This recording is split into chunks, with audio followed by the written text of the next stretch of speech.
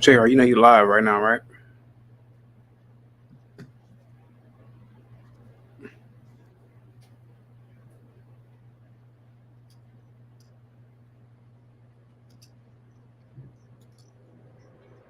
What's up, guys? Guys, tell me if you can hear me, guys. Put a one in the chat if you can hear me. Um, put a one in the chat if you can hear me, guys. What's going on this beautiful, beautiful Tuesday? I'm gonna make sure that the sound is okay. Give me 1 second, guys. Salute to you all. I'm so glad that you guys are in the building. Give me 1 second. Okay, so okay, it's good. It's good. Okay, perfect, perfect. Hey, what's up, guys? How you guys doing? On this Tuesday, man. Guys, welcome to the Lapeef Politics. I'm your host, obviously, of course, Chaotic Truth. Guys, I'm going to give a big rest in peace to uh, the uh, the rapper Takeoff, an extremely good, extremely talented young musician. Unfortunately, succumbed to gunshot wounds or gunshots last night. But big rest in peace to Takeoff, guys. I'm gonna wait until we get more people in the chat. I'm so glad that you guys are here on this Tuesday. Let's see, we have Jordan in the building. What's up, Jordan? Salute to you, Jordan. Positivity is definitely coming your way, man. Hope all is well with you and your family, man.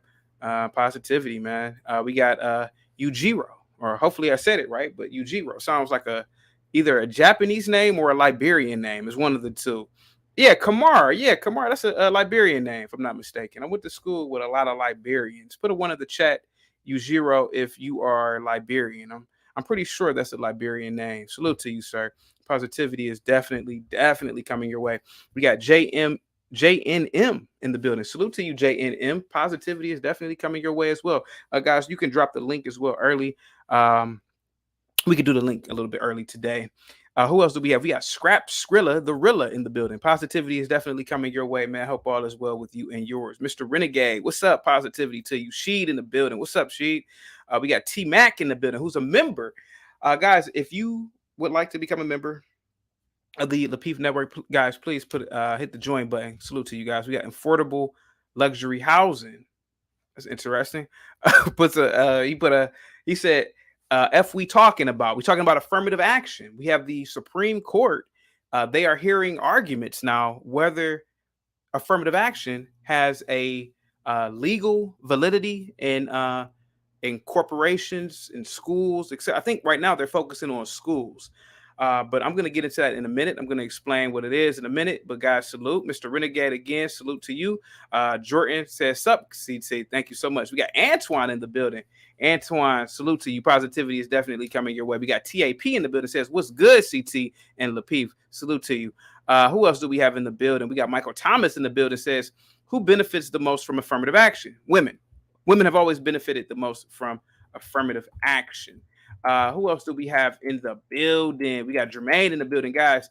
Jermaine says, shout out to Alvin Kamara. Alvin Kamara. I thought Alvin Kamara was a football player. Wait a minute. Let me look that up real quick. Yeah, he's a football player. Yeah. Okay. Yeah. Okay. Yeah, because Alvin Kamara is Liberian. I know his mom is Liberian. I don't know if his dad is Liberian, but I know his mom is Liberian. So yeah, that's probably where I heard that name before. Yeah, salute to you, man. Positivity is coming your way, guys. Get those likes up. Share the video if you can. Sub to the channel if you have not. If you are a hater, give me the middle finger emoji. If you are a hater, give me the middle finger emoji. Salute to you guys.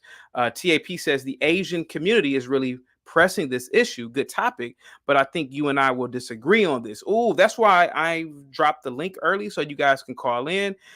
I would love to know your opinions on this one, guys. My opinions on this one, and I will tell you, I'm gonna read an article first from the USA Today. We got already a $20 super chat from Ash. What's up, Ash? Ash says CT is in the house. Ash, thank you so much, sir, for serving this country. Thank you so much, sir, for providing for the freedoms and the lifestyle that I have, sir. Thank you so much, sir, for standing a post. You are an actual hero. Thank you so much, guys. Give a thumbs up in the chat for Ash, who is a serviceman. Thank you so much. Who else? Mr. Renegade said, what have you done with Amir, CT? I spoke to Amir. Amir had to take care of something today, but she will be back on Tuesday. But I did speak with Amir. Salute to you guys. Who else do we have in the building? BRS says no need for affirmative action. I totally agree. Guys, if you are positive, or if you are in a positive mood, put a thumbs up in the chat. Let's get the chat going. Any questions or concerns? The link is dropped early. Guys, you already know that this is about to get chaotic. You know how I can get. I will always tell you, look, man, I don't care about your opinions. I don't care about your feelings. I want to let you know from the bottom of my heart that if you're offended and if you're upset, I don't really care. Because, see, I don't sugarcoat anything. I don't believe in tickling people to make them feel happy. The fact of the matter is that affirmative action, in my opinion, has done a lot to undermine the Black community. I think it makes us lazy. I think it forces companies and schools to put us on rosters or lists for hire when we don't deserve it. And I am so glad that Clarence Thomas, who in my opinion is the greatest justice of all time, I'm so glad that he spoke out against affirmative action the other day. Salute to Clarence Thomas. Miss Beth says, hey, CT, do you care to discuss the Intercept's article named Truth Cops? I'm going to have to put that. I'm going to have to save that real quick. Salute to you. Brian says the Asian community is pushing this case, so affirmative action should stay in place. Just remove the Asian community as a group protected by it. Leaves other minorities out of the issue. Guys, let me read the article real quick. Salute to everybody in the chat. Hold on. Let me read the article real quick. Give me a second real quick. So the article from the USA Today, affirmative action. Supreme Court signals skepticism of race-conscious college admissions. I don't know why they have a photo of Nancy Pelosi and Paul Pelosi, but you are aware of Paul Pelosi's attack the other day. I did a video on that. The Supreme Court's conservative majority signaled deep skepticism Monday over the use of race-conscious admissions at American colleges, and one of the most controversial issues to come before the court this year. Oh yeah, this is going to be really controversial. Questioning the boundaries of such efforts and whether they are needed to ensure diversity. At issue are policies are Harvard College, Ivy League, and the University of North Carolina. I believe that's Michael Jordan's old school, that permit admissions offices to weigh the race of applicants as one of many factors that help decide who will be accepted. Depending on the scope of the court's ruling, the outcome could be profound or could have profound implications before higher education. So right now, this is just an educational issue. This is not, from the looks of it, doesn't have anything to do with any corporations, etc. It says spilling over into the workplace diversity programs and other efforts to confront longstanding discrimination. During nearly 5 hours of at times heated arguments, several of the court's conservatives noted that a 2003 precedent that permits the use of race in admissions have urged that such policies shouldn't be in place indefinitely. How, the court's conservative justice asks, will supporters of the policies determine whether the goals have been reached? I don't see how you can say that the program will ever end, said Justice John Roberts, who has opposed race-conscious policies in the past. Your position is that race matters because it's necessary for diversity, which is necessary for the sort of education you want. it's not going to stop mattering at some point or some particular point. In arguments later in the day, dealing specifically with Harvard, Justice Samuel Alito pressed a lawyer representing the institution about how it considers prospective Asian American students. Part of the claim from the anti-affirmative action group that brought both lawsuits and the policies discriminate against Asian American students by giving them lower scores for personal attributes. Harvard's attorney Seth Waxman argued that lower courts have rejected those claims. So what are you saying when you are up here in 2040? Are you still defending it? Associate Justice Amy Barrett asked. Like, is this indefinite? Associate Justice Clarence Thomas, who has opposed race-conscious admissions in the past, pressed the attorney representing North Carolina for a definition of diversity and benefits. I've heard the word diversity quite a few times, and I don't have a clue what it means, said Thomas. It seems it means everything for everyone. Oh, I wonder what he means by that. Ryan Park, arguing on behalf of UNC, said that diversity reduces groupthink and leads to more efficient outcomes in seeking truth. I don't put much stock in that, Thomas said, because I've heard similar arguments in favor of segregation. As the majority of the court appeared prepared to revisit decades worth of court's precedents on affirmative action, the liberal justices defended the need for race-conscious policies. I thought that part of what it meant to be an American and to believe in American pluralism is that actually our institutions are reflective of who we are as a people in all of our variety. Associate Justice Ketanji Brown, whom you guys know was confirmed, she's the newest justice, said she worried a win for plaintiffs would mean colleges could consider all of the other background and personal characteristics of applicants, but they can't value race. Alito offered a hypothetical where an immigrant from an African country moves to a rural and mostly white part of North Carolina and describes in an admission essay how he or she had to confront a different culture.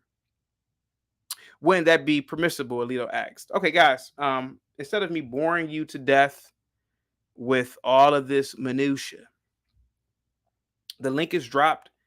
You are free to call in. In my opinion, this is just my opinion, we already know who affirmative action really benefits. It benefits women. We also know that it benefits people of color as well. But what it does, and what I've always thought, even when I was a kid, you are accepting people based on race and race alone.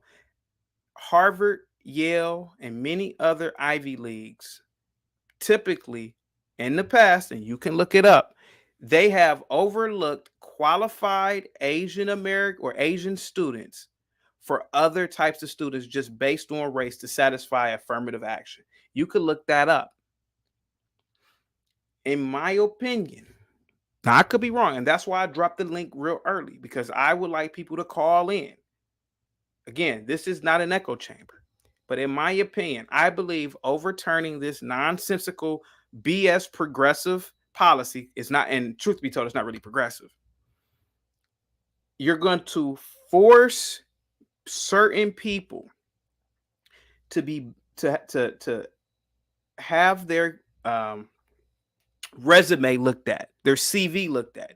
For the first time in a long time, we are going to say as a nation, you should be judged on the content of your character and not the color of your skin. A lot of people shouldn't be in certain positions, and it ain't just Black people. It's other groups of people too, and it's a lot of women that should not be in positions, but they've got it into those positions based on affirmative action. I'm glad that, and truth be told, we already know that the court is definitely going to overturn it. Definitely. Let me see what the chat is saying real quick. Learning and Earning says it'll get worse for the Black population. If you think Black male unemployment is bad now, just wait. Black male unemployment is a result of lazy, shiftless Black men who fail to get a job. We have a worker shortage now because people don't want to work. I have literally walked past storefronts I have literally walked past just, workaday restaurants, and there are managers outside, both black and white, that have literally asked me, "Hey man, do you want a job?" I'm like, "Oh well, I don't really need a job. I'm self-employed." So I don't know about that learning and earning, but you can definitely call in and voice your opinion and perspective. But no, you have to understand this. A lot of affirmative action is really for, it's and particularly in this case, is for schools, prestigious schools. So like a Harvard. Most people don't get into Harvard any damn way. Black, white, Asian, Martian. So you trust me. No offense to nobody in the chat, but you ain't getting into Harvard. You're not going to Harvard. But what I can say is this: Harvard is prestigious. It has always been prestigious. And again, if you allow a lot of people who don't deserve to get into Harvard, eventually Harvard is going to look like the projects. And it can happen. It can really happen. So, in my opinion, affirmative action was never good in the first place.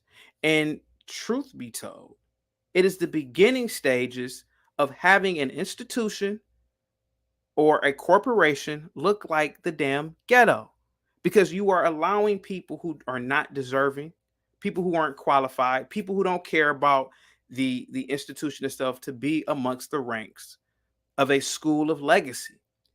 Some people deserve to be at Minnesota State University. Some people deserve to be at Hawaii State University.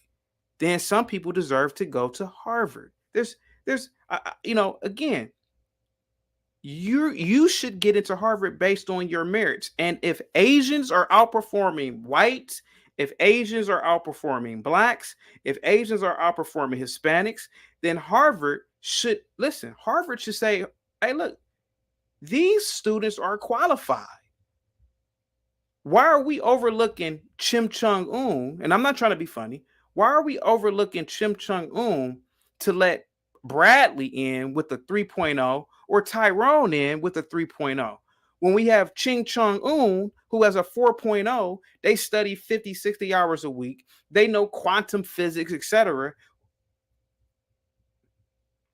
It's the truth. Guys, the link is dropped.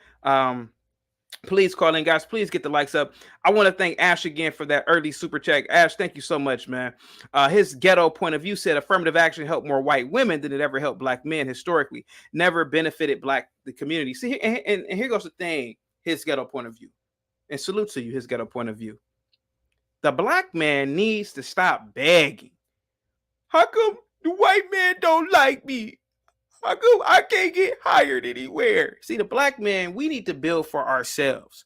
All the money that the black man has in this country, we can start our own damn companies. We can start our own damn institutions instead of relying on somebody else and then forcing them to hire us for C-suite jobs. Or how come they don't have any C-suite executives? Maybe because you're not qualified. Maybe because you don't know anybody. But why should a company have to pretend that they're progressive under the banner of affirmative action to put you in the door and you don't even deserve it? Build your own company. We could build our own we could build our own auditing firms. We could build our own tax firms. We could build our own law firms. Build your own. What's stopping you? Do you know how many blacks are in the Divine Nine? You know how many black alphas, kappas, sigmas, sigma gamma rho, zetas, deltas, and everything that it is? You know how many of the elite blacks can create their own damn institutions? That should be the starting point right there. We ain't got to rely on Whitey all the time. Whitey, please hire us, Whitey. Whitey, why don't you want to hire us and be my friend? Stop it. I hope they kick affirmative action so far down the football field. It's funny. Clarence Thomas is the first black justice. No, sorry. Ooh, that's wrong. Oh man, that's wrong. Thurgood Marshall is the first black justice. Clarence Thomas is the second. Oh man, I'm talking too fast. But Clarence Thomas deserved to be a justice. He earned his justiceship. He's an intelligent person. He has a very high IQ. So yes, he deserves it. That's why he can say, look, we don't need affirmative action. I got where I got because of my merit and my merit alone. It got nothing to do with color. What's up, man? Who just dropped a super chat? Give me a second. Let me get to that super chat. I just see it. Azrael, first of his name, thank you so much for the $5 super chat, says, it kills me that Asians are going against affirmative action. Meanwhile, they're quiet on legacy admissions and getting in because mom and dad gave endowments. Well, here goes the thing about that, too. And that's a good point. I really believe you should get in on legacy. And I'm going to tell you why. Legacy says something. It says, I care about this school because my mom went here. My dad went here. We have a vested interest in this school. My dad gave an endowment. You know what that endowment is going to do? That endowment is going to hire 15 professors. That endowment is going to put money into the sports program. That endowment is going to build this building right here. Absolutely. It's capitalism, baby. It's capitalism. Salute to you, Azra. Thank you so much for that $5 super chat, man. Positivity is definitely coming your way. Guys, please don't get offended by what I'm saying, man. It's just my opinion. You know, I could be wrong, man. I'm just an ape sitting on YouTube just talking. Let me see who else is in the building. What's up, man? Jordan said, get them likes up. Okay, let me see who else is in here. Miss Beth says, African Americans have never worked out positively anywhere in the world in recorded history. It's backwards. Oh, African Americans. Oh, affirmative action. I always see AA. Sorry, Miss Beth. Affirmative action has never worked out positively anywhere in the world in recorded history. It's backwards, anti-merit, and communist. Yeah, it is definitely anti-merit. And you see it even on a micro scale now. I tell this story all the time. I started a chess team when I worked at this charter school many years ago. And one group of kids won. I bought pizza for that group of kids. The principal comes in there and says, why didn't you buy the whole class pizza? I said, because the other kids don't deserve it. They didn't win.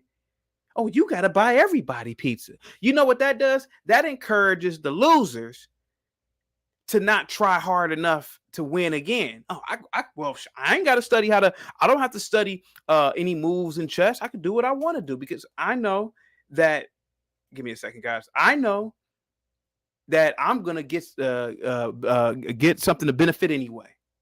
Salute to everybody, man. Positivity is definitely coming to you, man.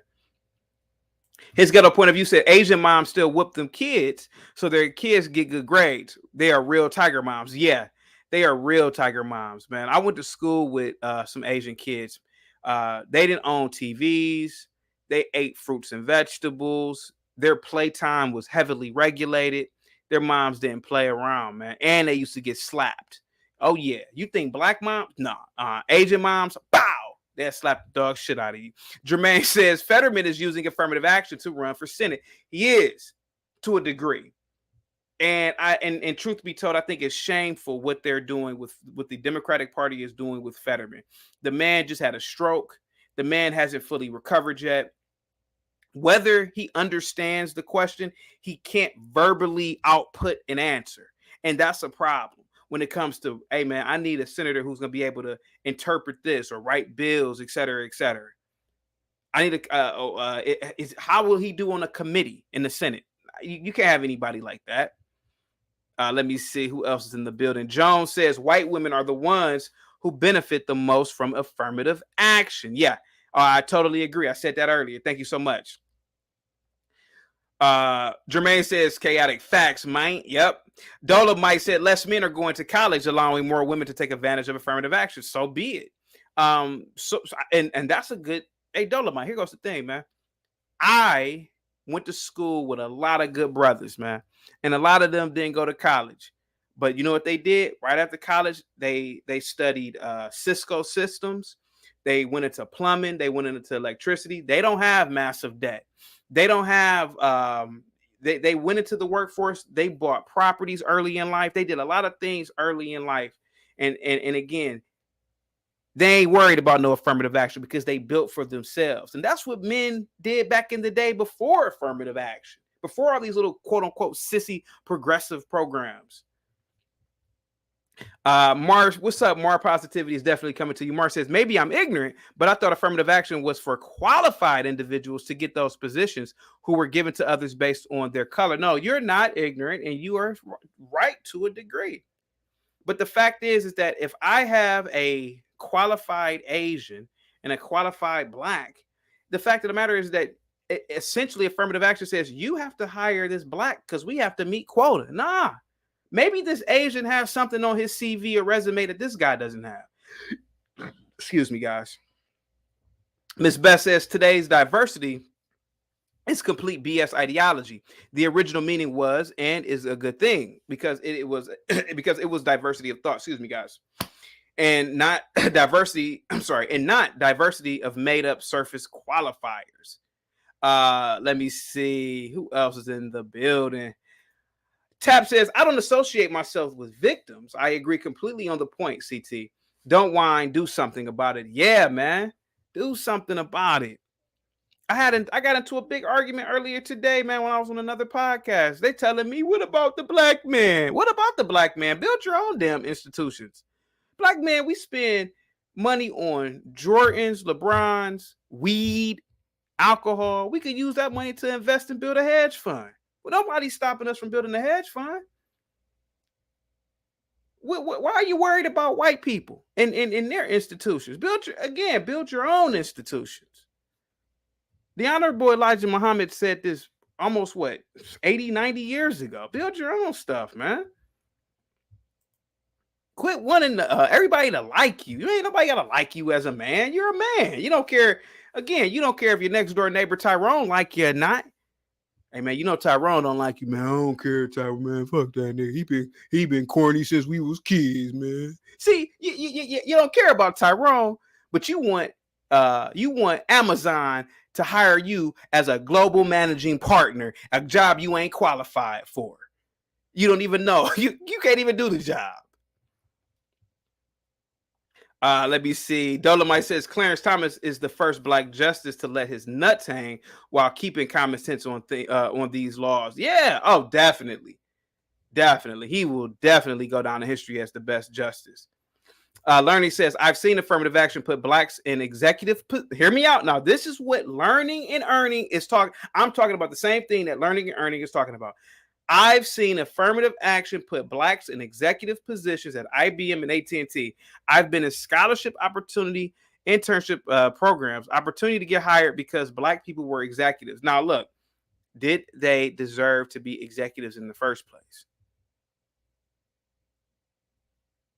Tap with the $10 super chat says, CT, it can't be both. If they do away with affirmative action, then they also should do away with legacy. Admission standards should be consistent regardless of legacy and race. I mean, again, Tap, that's your opinion.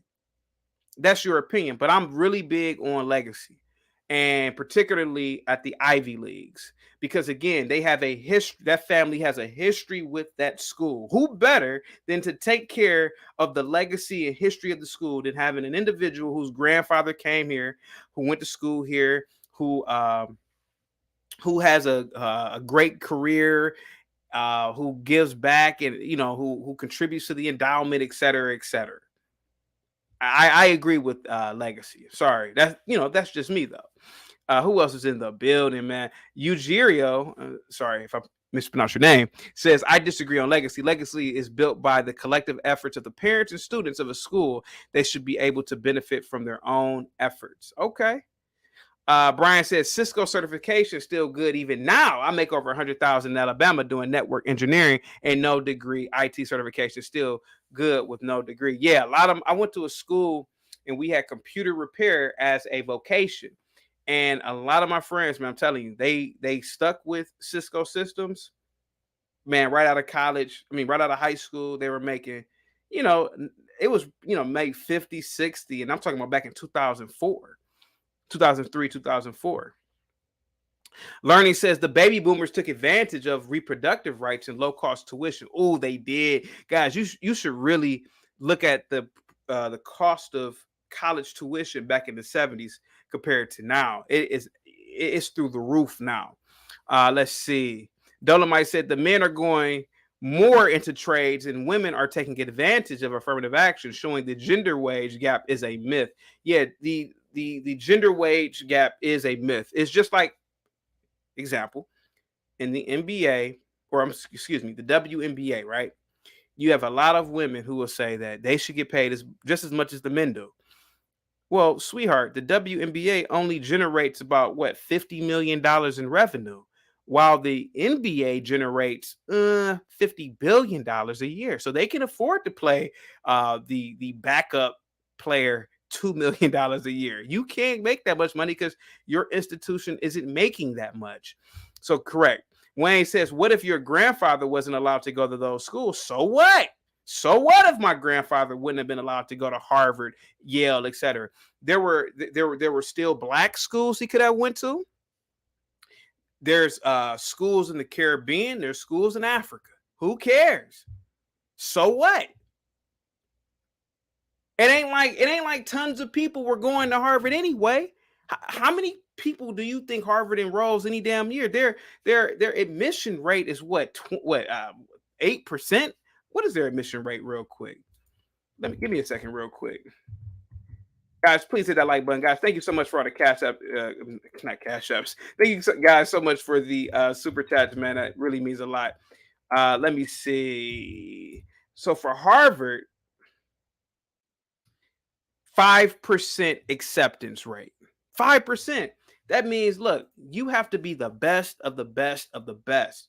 Your brain, your IQ has to be the best. You listen, I said this on another podcast earlier today. I said, even if you come from a bad school district, if you make straight A's, you still shouldn't be able to get into Harvard, even with affirmative action or not. Because here goes the thing: your A at a inferior public school system is no different than a C. It's the equivalent of having a C in a good school. And to get into Harvard, come on, man. No, absolutely not. Mm-mm. What's up, Little Light, man? Thank you so much for coming through, man. Little Light said, "Hey, CT, just listening and learning." Thank you so much. Rim says, "Do you support meritocracy or not?" I do support meritocracy, but I also believe to a degree, if you got that Skrilla and you got legacy, then you should be able to get into Harvard too. Excuse me, guys. Jay Boss says, "See, you know what? Some of you guys that are arguing this whole meritocracy versus legacy thing are the same guys that if you're bouncing at a club, you would let the cute, tall, thin, super hot chick, you would let her get in line first. Where's the meritocracy there? There ain't no such thing as no merit. I mean, it's no such thing as meritocracy when it comes to legacy. Now stop. Let me see. Jermaine says, "My parents used to work more hours in the summer to save for tuition. Not today." Glue says, "The WNBA has never turned a profit in any season. Never. And they never will. Nobody wants to see 5'11" dykes running up and down the court doing layups. It's just not, it's a bad product. It's a bad product. And then, truth be told, nobody really wants to see athletes that you can beat. Like I can legitimately say I could probably beat half the WNBA. And I'm being dead serious. Salute to you guys, man, so much, man. We got Tap with the $5 super chat. Says, "Last point, if we are to start voting in our best interest, the affirmative action would be unnecessary. School choice for high school would give your kid a better chance." You know what would give your kid a better chance? If you as a parent, instead of spending uncontrollably, created investment accounts for your kids and created businesses for your kids to carry on. That's what you have to do. That's the better chance. You know, it'd be a better chance for your kids. Turn that video game off, turn the Wi-Fi off, and make them study. Because at the end of the day, if you know math, trust me, you can get hired pretty much damn anywhere. If you know science, if you know any of the STEMs, you can pretty much get hired anywhere. If you go to school for biology and you try to get into medical school, you're gonna get in. You don't need affirmative action for that, because those are jobs that are needed, or those are positions that need to be filled. Excuse me. Miss Beth says, "The system is budged since quite some time. Everybody wants their kids to be chiefs with or without the necessary qualifications. Though it was all history, way more Indians than Chiefs. That's true. Deep says, and salute to you, Deep. Deep says professional sports is the only thing close to a true meritocracy in this country. But the chances of getting there are so slim, it's not a realistic goal for the masses. And you would be correct, sir. Let me see who else. Nori, what's up, man? Nori says, yes, say it again. Facts. Turn off the phone and the Wi-Fi. Yeah. See, the problem with affirmative action is that you want it to work when it's convenient for you. How come my kid can't get into Harvard? They're going to take away affirmative action. Well, sir, your kid is not on the same scale as King Kong Jun that goes to some school in Japan who knows quantum physics, who can recite the quadratic formula at the drop of a hat. There are cultures of people that dedicate their lives to study. Then there are cultures that don't. America, absolutely not. So if I was Harvard, look, man, if I was a recruiter for Harvard, if I was the president for Harvard, Harvard would look like Harvard Harvard would look like a kung fu movie. If you know what I mean by that, it would look like a kung fu movie fucking around with me, because I would get the best of the best, and the best of the best come from Asia. When you think about math, science, oh come on, man, we know that's the truth. They're whooping. Oh, Ash with that big 50 says affirmative action. Early initiatives appear to be a good thing. I agree on the surface, but the long-term effectiveness has destroyed hard work, personal accountability. Affirmative action feeds discrimination. Do the work and you will be rewarded. Guys, look at what happened to Yahoo when they hired that affirmative action female. Yahoo used to be bigger than Google. What is that lady's name? Oh man, what was that lady's name? Guys, throw me some rope here. That lady, female CEO. Yahoo hired this female CEO, and within 5 years, Yahoo, the stock went to shit. They ended up having to sell Yahoo to a bigger. Who did Yahoo sell? Who bought Yahoo? I should know these things off the top of my hand. Sorry, guys. Yahoo was bought out by who bought out Yahoo, guys? Throw me some rope here. Yeah, because they hired these affirmative action people who don't deserve to be in those positions. Because we're trying to be progressive. We're going to look progressive by having a woman as CEO. Fine, have a woman as a CEO, but at least make her a qualified individual. Damn, I can't think of her name right now. Oh, Nori with the $5 super chat says, it bothers me when a child knows every rap song and dance. Ask a math or science question, they probably will freak out. Yep. And you probably will get fired as a teacher because you're hurting their feelings. Let me see. Cabral says, what did Cabral say? Cabral says, I think the WNBA shot themselves in the foot by competing at the same standards as the NBA. The WNBA, adjust their rules and regulations to fit the female athletes, they would see better results. Yeah, I've always thought about that. Thank you again, Ash, for that 50, though. Thank you so much, sir. Positivity is definitely coming your way. Thank you, Ash, for that. Slifty. Cabral, I agree with you. I've always thought that the WNBA should at least lower the rim to like maybe 9 feet. Because I'm not going to lie to you. I would love to see a woman tomahawk dunking. I ain't going to lie to you. Flying through the air. Boom. I would love that. But you don't really see that. They can't compete with that 10-foot hoop. But then if you do that, they're going to have to learn how to shoot on a 9-foot hoop. They're going to learn how to, it'll change the game, because then like younger females growing up with, it'll change the entire game itself. I want to point out that Long Shot Beat says the CEO for YouTube was trash. Yeah, definitely. Learning and Earning says you all are assuming that without affirmative action, if we are toe-to-toe in qualifications, that they will choose you. The answer is no. If they had no choice, they don't want you there, period. And they don't. Even with affirmative action, if you go to most companies right now, you know what? Let's just do it right now. Let's go to some big companies real quick. Let's go to Amazon. Let's just do it this way. How about this? Amazon right now. Give me a second, guys. Give me 1 second, guys. While I'm looking this up, please hit that like button. Please Share the video if you can. I think the mic go out. Okay, the mic is fine. Okay, let me show you something real quick, guys. I want to show you something. Even with affirmative action,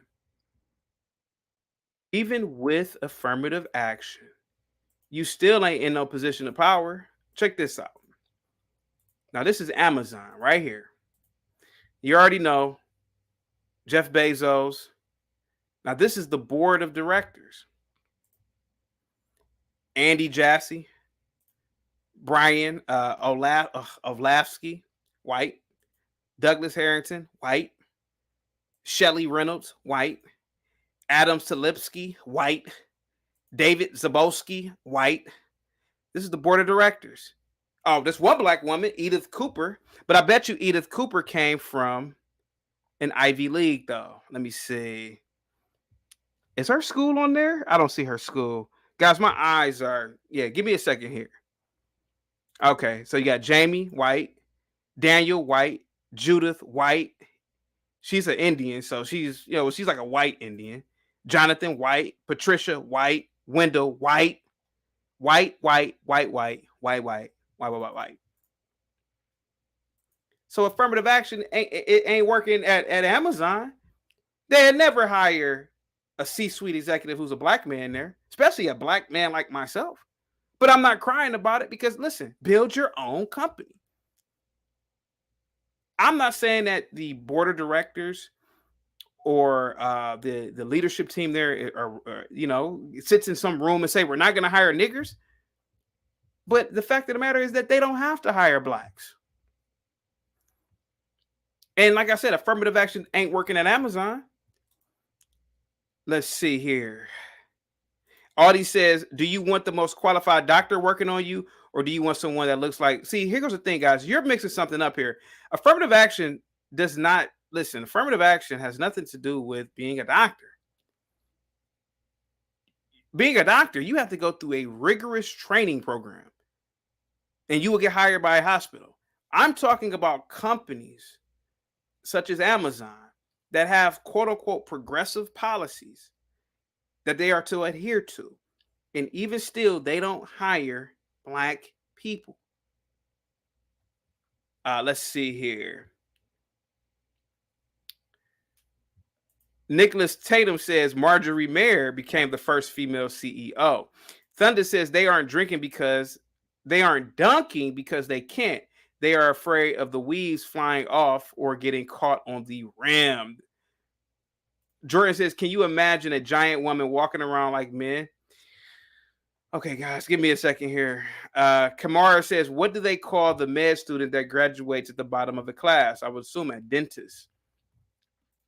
Salute to everybody, man. The link is dropped, man. Thank you guys so much for all the Cash App, Super Chats. Thank you so much again, Ash, for all of your Super Chats, man. Let's go to another company real quick. Let's go to Goldman Sachs. Let's see if affirmative action has been working over here. So, guys, don't cry when they take away affirmative action. It ain't worked for you any damn way. So, hold on for a second. Let me show you something real quick. Now, here goes Goldman Sachs. Now, Goldman Sachs might have some. Here goes Goldman Sachs. Let's go to their leadership team. Can I go to their leadership team? Okay, here we go. Okay, okay, let me go to their leadership team.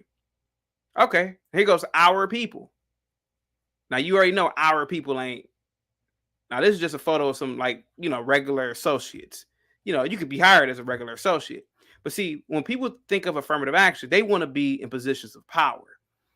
Look at all these white folk. Here go one black woman, Kimberly Harris. She black. Let me see what school. What school does she go to? Oh, graduate of Harvard and Yale. See? She got in because of her marriage. She got in because of hard work in her school. If this woman, Kimberly Harris, would have went to Idaho State University, trust me, she would never in a million years be on the executive team for Goldman Sachs. Never. Even if she had the same degree. Let's see. Look at all these white folks. Oh, here goes. Okay, now here goes. I forgot his name. Adebayo. So he's a Nigerian, but I bet you Harvard. Man, I'm telling you, a lot of times it ain't even about race. It's about your school. It's really about the school you go to with a lot of these companies, because they know that your quality of education is better at an Ivy. So if you go to Yale, Dartmouth, um, Cornell, Princeton, somebody throw me some rope here. What are some more? MIT, or even like a Duke, which is not an Ivy. But I can almost guarantee you, man, if you black and you're on the leadership board here, you went to Harvard or Princeton or something. Let's see. Acadia says, I had read a Google press release that said that all of their black hires that all of their black hires they couldn't retain. Why is that, Acadia? Let us know, man. Acadia says Harvard gives you access to the Harvard alumni who control the world. Exactly. Oh, Brown. That's another one. Thank you. I forgot. Yeah, Brown is another Ivy. Why did I forget that? Columbia. Yeah, that's right. His ghetto point of view said Boston College has the best business program and is super hard to get into. I thought Pennsylvania had the Wharton School of Business had the best business program, but I could be mistaken though. I could be mistaken. Edith Cooper says, or Edith Cooper received her BA from Harvard and Radcliffe Schools and her MBA from Northwestern University. She came to Amazon from an executive position at Goldman Sachs. Yes. It's about what school you go to, man. I'm telling you. Man, I'm a teacher, man. I'm telling you, man. I went to a state college. Ain't nobody from my school. Man, I don't even want to name the school I went to, but ain't nobody from my school. They ain't getting no C-suite executive positions at no Fortune 500s. Never. The Fortune 500s are the economy itself. You can't rely on people from Milwaukee State to run a company. You just can't. You ain't about to put no. Stop. I mean, unless they're super talented. I mean, you want the best of the best, man. Learning and Earning says future is going to have a ton of unwanted kids and poor education. No blacks as executives, extremely larger black men are unemployment, no real estate ownership, permanent underclass. Thanks, Supreme Court. No, Learning and Earning. No. The people to blame are the people that you're naming. The people that you're naming. Everybody can't be an executive of a company. Everybody can't be a managing partner of a company. But what you can do is you could fill these positions. Like there's going to be a massive shortage in doctors. There's a massive shortage in many engineering positions. There's a massive shortage. Excuse me, guys. Man, I ate. I don't even want to tell you what I ate. There's a massive shortage of jobs right now, or there will be. If a black man is unemployed, he's lazy. In America, stop. There are jobs everywhere in America. There are jobs everywhere in America. And you can work for yourself in America. You're free to work for yourself if you're in America. So miss me with this.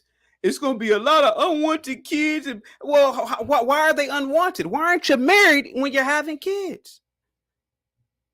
Poor education.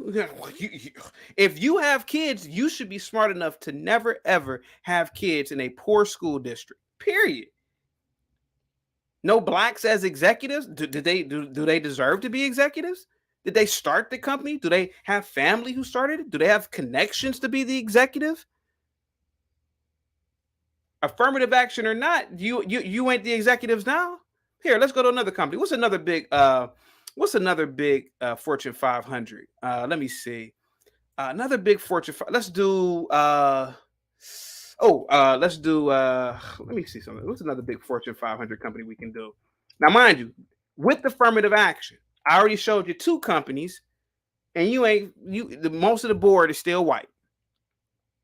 Apple. Let's do Apple. Let's do Apple real quick. You think Apple got some black people? Fuck no.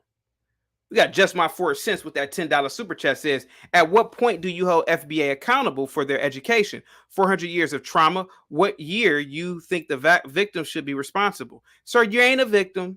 FBA are not victims. You weren't born 400 years ago. You weren't born 50 years ago. And sir, nothing's stopping you from going into a library and studying your ass off to be a doctor. Nothing's stopping you from getting an LLC or S corp from the state. Nothing's stopping you.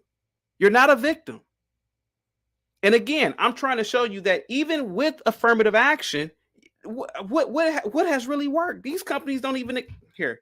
Here goes Apple. Let me show you something real quick. Let me show you something. Just to show you guys that I'm not trying to be mean. Now, this is Apple. Where we at? Oh, here it goes. Now, this is Apple. You already know Tim Cook is the CEO. These are all white folk over here. Except for her, Isabel. She looks what? Some type of Asian. Where's your affirmative action here? Where's your affirmative action?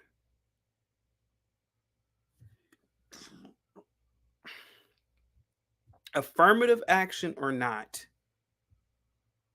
you need to be in the business of self-preservation and doing for self. Now, these are all white folk here. But supposedly, there's a guideline that says there should be quotas. You know what their quotas are? You being in the factories of Apple or you working in the stores. Hey, we hire blacks all the time. They're in the stores. Build your own damn companies. Don't rely on white people. Acadia says, I emailed that article, CT. Thank you so much. Israel with the $5 super chat said, right. I'm working right now. Graduate with my bachelor's in accounting next year. I'm also about to start 2 internships next year. There are no shortage. Miss Best says JP Morgan is heavily involved in the WEF. They will have some kind of diversity because they have to make it look good. Yeah, they have to make it look good. But again, guys, you will always be hired to work, at a company's factory, a store. But even with affirmative action or without it, you're never going to be in a C-suite. You're really never going to be in a C-suite position. Hell, most whites aren't really ever going to be in a C-suite position. So who cares if they get rid of affirmative action? Who cares? This is a perfect opportunity for people to do for self. Fuck your jobs. I would give a big middle finger to these Fortune 5. Now, mind you, I ain't gonna lie. I'm invested in a lot of these companies with stock options, but I would give a big middle finger to these companies. Fuck affirmative action or not, fuck you. Because you only really hire within. You only really hire your friends, your cronies, and it ain't never gonna stop. Affirmative action or not. What's another big company? Oh, what about ExxonMobil? That's another big Fortune 500. Let's see their company. Let's see what they got. Guys, thank you so much for all the super chats, man. Really appreciative of that. Thank you so much, guys. Guys, hit a 1 in the chat if you're feeling positive right now. Hit a 2 in the chat if you are mad and upset with me from what I'm saying. When. Let's see. CEO of Best Buy retail stores, a woman, went to small school, state school, non-Ivy League. And Best Buy, again, okay, so Best Buy has an affirmative hire CEO. When did she take over as CEO of Best Buy? Let's see. Okay, let's look at this affirmative action hire E from Best Buy. So she took over in 2019. Best Buy, let's see, are they publicly traded? Let me look if Best Buy is publicly traded. Okay, let me see. Under her, okay, Best Buy under this woman. Yeah, so this woman that you're telling me to look at, the stock started off at about 68. It went up to as high as 129, and it's back down again. What has this woman really done? How many stores have Best Buy closed? Let me see. Okay, let's see. Let me see something real quick. Let me look up Best Buy real quick. Best Buy closes. Because I know I heard something about Best Buy closing stores. Best Buy closed 20 stores between 2019 and 2020. In 2021, they closed more than that. Let me see. Let me see. So under this woman that you told me to look at, and I'm not trying to down women, but I'm gonna show you what affirmative action does. Now, under this woman, now this is what you just told me. You talked about this woman. This popular retail chain is closing stores starting October 29th. Another major company is planning to permanently shutter some locations soon. The U.S. retail landscape. Okay, where are we at? Where are we at? Okay, wait a minute. Is it Best Buy or Best? I thought it was Best Buy that was on here. According to various news reports, Best Buy is closing at least two of its stores in the U.S. next month out of its over 1,000 total locations. The first confirmed closure will affect a Best Buy store located in New York City. Um, Now, I know it's only two, but sir, with Amazon, people are not going to Best Buy anymore. Let me see. Learning says they are not going out of biz no time soon. You all want PS5s too bad. Oh, that's funny. Guys, hit that link, man. What's up? Acadia says making Nike rank number 400 after the founders die or retire. They go woke with them. They are no longer competing. They are only about influencing the culture. Interesting. Milan says put affirmative action on your resume. Laugh out loud. Never. Guys, what's another big Fortune 500 company we can look at? But you know, oh yeah, we're gonna look at ExxonMobil. Give me a second here. We're gonna look at ExxonMobil. So ExxonMobil. Did we already look at ExxonMobil? Okay, here goes ExxonMobil. Okay, let me show you guys something real quick. Let me show you where your affirmative action has gotten you. Um, check this out. This is ExxonMobil, Fortune 500. ExxonMobil has a long history of leadership in the petroleum and petrochemicals industries. The high quality of the directors, officers, and employees of ExxonMobil Corporation is the corporation's greatest strength. This is where affirmative action has gotten you so far. These are all white people. Senior vice president, and chief financial officer, senior vice president, chairman and chief executive officer. There ain't no such thing as affirmative action in the first damn place.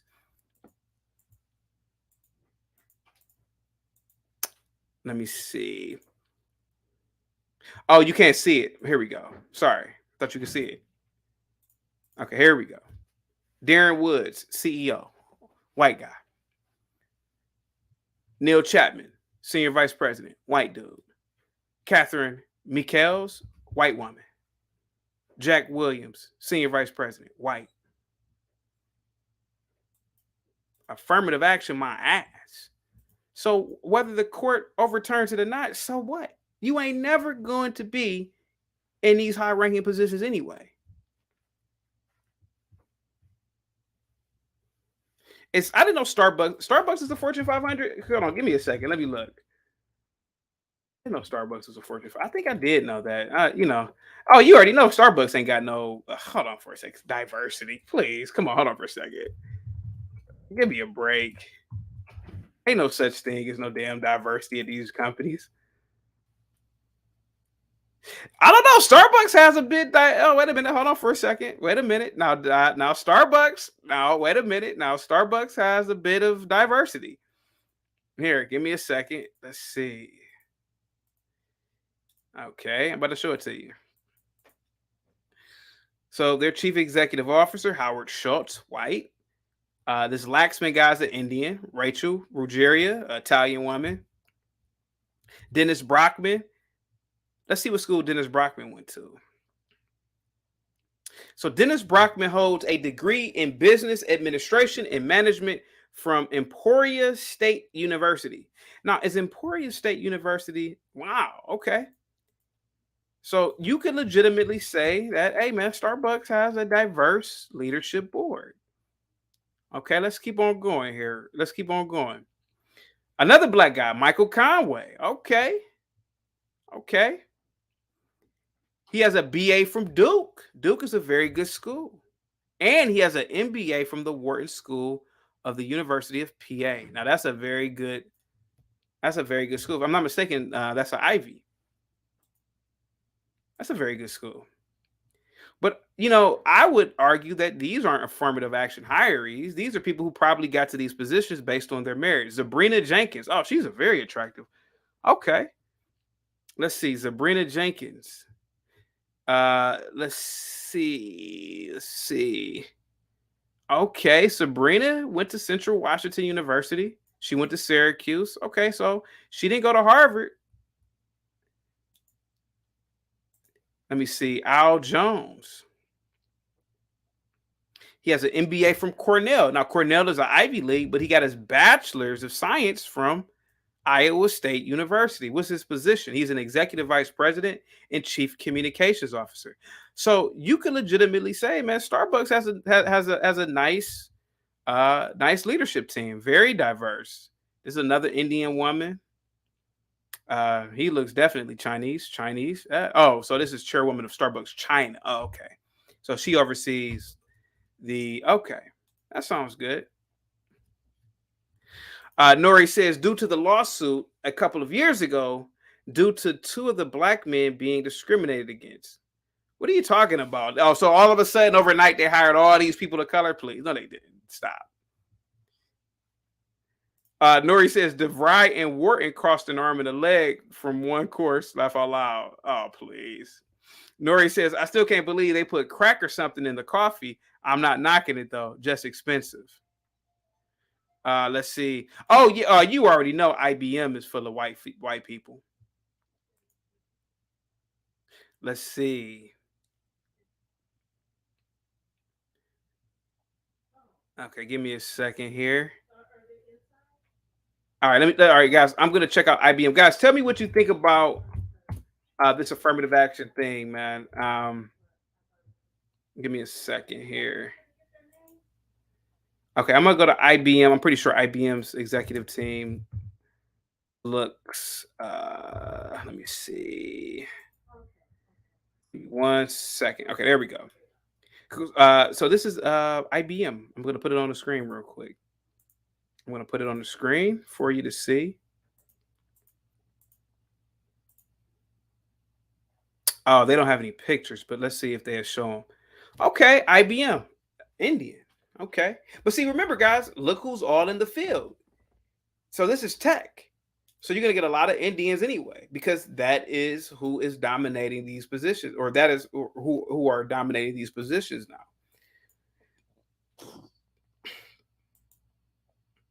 Michelle Brody, Senior Vice President, Legal and Regulatory Affairs and General Counsel. Okay, so she's a top attorney. Oh no, she's the Senior Vice President, so she's a number 2 maybe. Oh, you got Gary Cohn. Let's see who he is. Okay, he's the Vice Chairman of IBM. Okay, James Kavanaugh. I wonder if he's related to the Justice.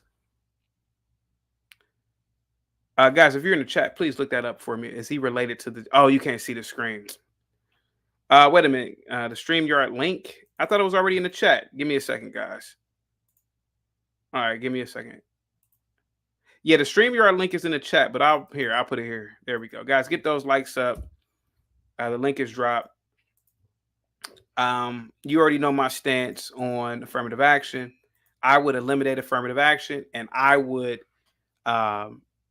base hiring off of qualifications and merit for the most part. Again, if I need, if I'm running, let's say if I'm running it could be an equities firm. I want people who are good at math. I want Chinese people. I want some Asian people. So I'm gonna look at those schools first. Who else is in the building, man? We got Malcolm Little in the building. Says my cousin's father joined IBM in the early 1980s. Moved up in the ranks of 10 years, learned the business, left, and started his own software development company.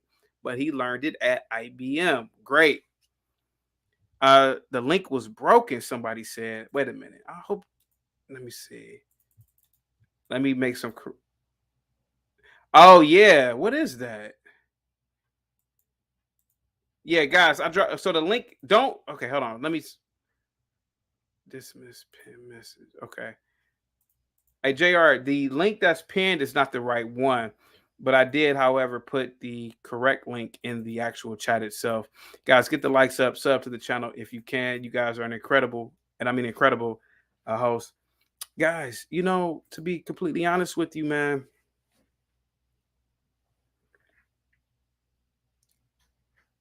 you should probably start your own business. To be honest with you, you should probably start your own companies, your own institutions. You know, long gone are the days of begging people, period. You don't have to work for people. You can build your own. You have a network. Look, man, look, me personally, I know families. It's 100 people in the damn city. That should be your first network right there. That should be your first clientele right there. Hey, family, I'm starting a hedge fund. Hey, family, I'm starting a VC. Hey, family, you- I'm starting an auditing firm or something. Your clients are your family first. You gotta be asking people for nothing, man. Acadia said entrepreneurship is true freedom. Let's see. Earthly Butter says delusional. We live in a system built on racism, white supremacy. Until you understand that, oh well. Earthly Butterflies, Earthly Butters. I have no idea what you are talking about. Um, I don't live on racism and white supremacy. I don't know anything about that. I live in the greatest country on the planet. I have every opportunity to participate in free market capitalist society. High Club says white people changed their policies 100 years ago when Jews entered more than 50% of the Ivy League universities. High Club also said this is a continuation, and introduce an affirmative action as Asians accounted for 50% of the top high schools and Ivy League universities. PSW says, are we going to pretend the systemic racism isn't preventing blacks from being rich? Sir, there are, I believe, 1 million black people that are millionaires in this country. You have every opportunity, sir. Nothing stopping you from opening a trading account to trade stocks. Nothing stopping you from trading common shares of stock, futures, stock options. Nothing stopping you from creating a real estate portfolio. You have nothing stopping you, sir. The last thing that we should worry about is affirmative action. How come they need to hire us just because we black? Yeah, well, they already hire you anyway because you're black any damn way. Again, we're in a worker shortage, so you ain't got to worry about not getting hired at the micro level. Yeah, the stores, the factories, stuff like that. I mean, of course, obviously not. You're never going to be a C-suite executive. You didn't go to the right school. I dropped that link, man. Hit that damn link. No, it's not racist if they remove affirmative action for the last time. Clue Channel says there is no race, no white supremacy. Yeah, it's not. Thank you so much. Black Lexicon says, "Who are you capping for, guys? The link is dropped. Just hit the link if you want to talk. This ain't an echo chamber. You can talk. You can call in. Hit that StreamYard link." Earthly Butter says affirmative action did not and will not stop blacks from not being hired. Racism prevents black people from being hired. As mentioned, white women have benefited the most from affirmative action. Listen, again, I already showed you 3 or 4 companies. Yes, Starbucks does have a little diversity in their leadership, But the fact of the matter is that you get hired at these companies. Yeah, you may not get the biggest positions, but nothing is stopping you. Excuse me.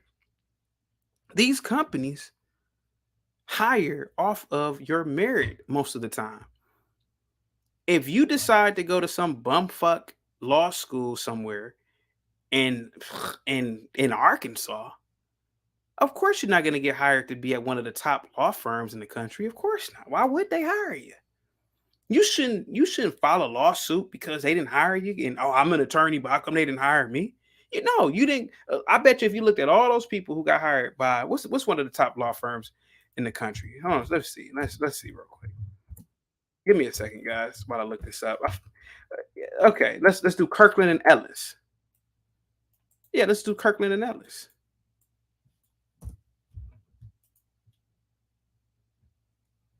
Give me a second. Guys, all you gotta do is do Kirkland and Ellis. Okay, here goes Kirkland and Ellis. This is one of the top law firms in the country. There ain't no way in a million years that this type of a law firm would hire an associate just because you black. No, you got to go to one of the top schools, one of the top law schools. You can't go to some tier two, tier three law school expecting to get hired here. But see, affirmative action would well, we need to hire at least 3 or 4 people. No, you got to go to the best schools to get here. It's just the honest to God's truth, man. A-list law firm, number one in M&A deals over 100 million. Intellectual Property Litigation Department of the Year, the New York Journal. They want the best, man. Let's see. Nori says this is facts for the white woman. It benefited since it has been abandoned. No other is trying to obtain, not working anymore. Kalfa says what happened at Cornell University on December 4th, 1906. Salute, '06. Let me see. Acadia says they just think being anti-white is being pro-black. It doesn't work like that. People believe less white equals better. It should always be about skills, merit, effectiveness, and I want the best of the best. Yes. PSW says no elite schools because blacks grow up in the hood. Whose fault is that? Whose fault is that you grow up in the damn hood? Blame your damn parents. Don't blame these institutions. They decided to have you in the hood. Don't get mad. I'm just keeping it real. Oh man, guys, please hit that like button, man. Please. There's too many people in here for that like button to be so low, man. Hit that like button. They said the link doesn't work. Man, hold on for a minute, man. JR, is it a way to fix the link? I don't know what's going on. Hold on, let me reach out to JR real quick. Give me 1 second. Guys, please hit that like button. Please sub to the channel if you can, guys. You guys are an incredible audience. Tell me what you think about the rapper takeover and what has happened. That was very unfortunate for today. Let me see.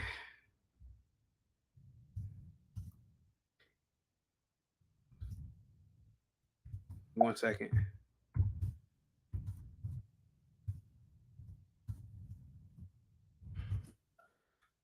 All right, there we go. All right, let me see if JR reposts. Everybody's saying the link is not working. I put the link in the chat though. Hold on for a second. While JR, let me see. Okay. JR's about to fix the link, guys. Malcolm Little says companies hire off of network. Right. Yes. Or AKA nepotism. Yeah, sometimes. That's how I got into the electrical union.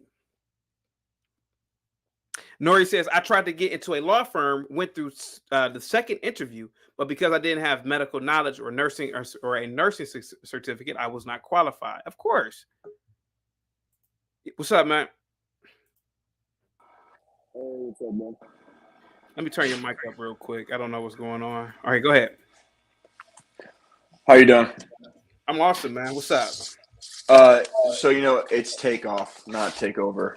You quoted the wrong rapper's name. No, I was reading something, but go ahead. I know it's takeoff. Go ahead. Go ahead.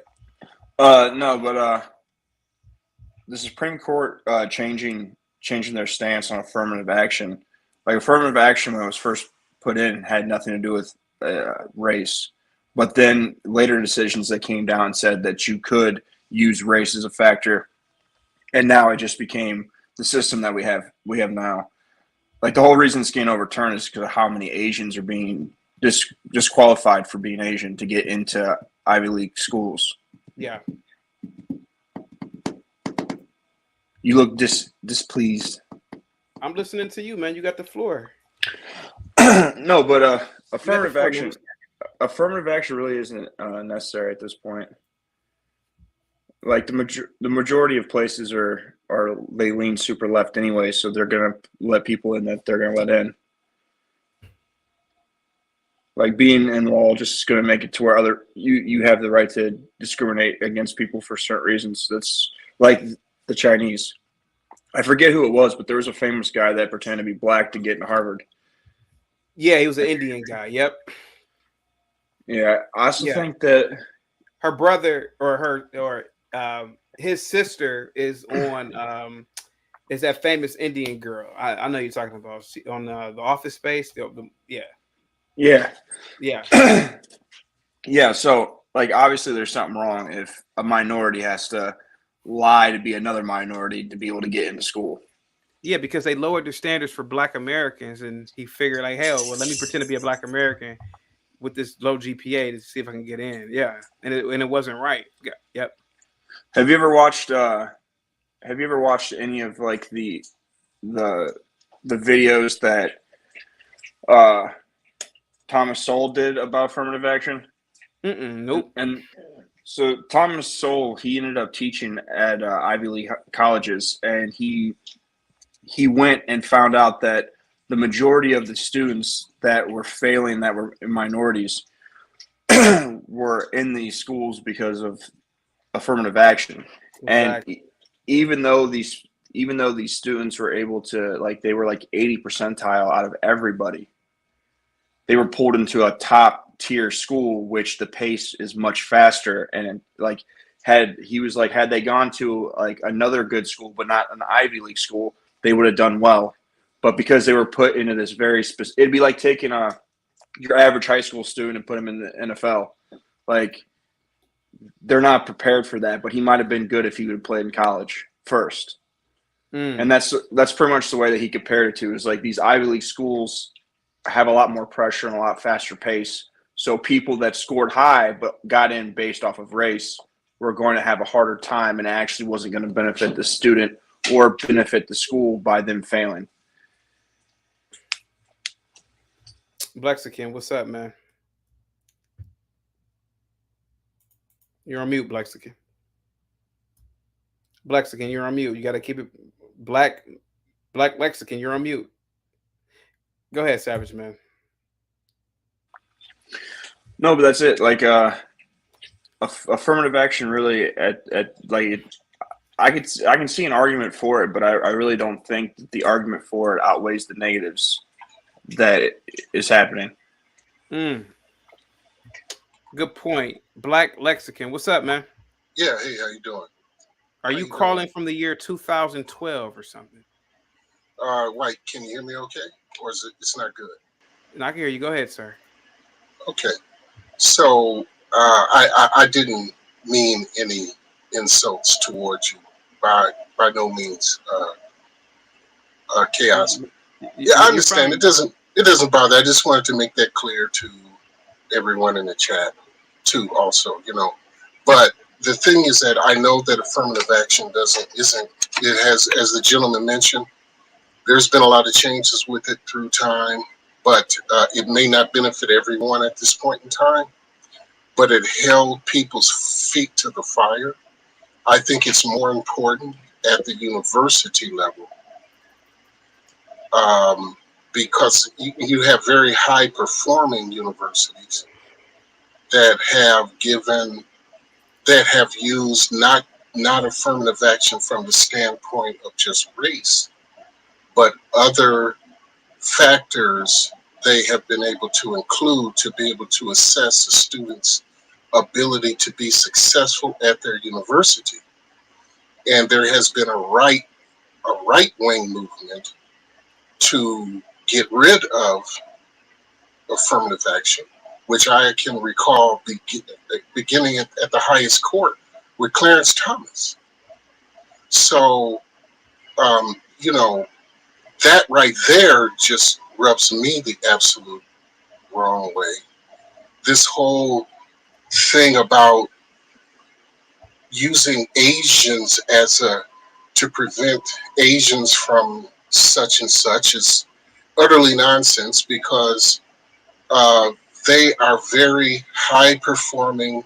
They're a very high performing race, Yes, they along are. with Yeah, they're the superior super, race. Yeah. along with Indians. Yes. You know, they're not cheap labor. They are high performing.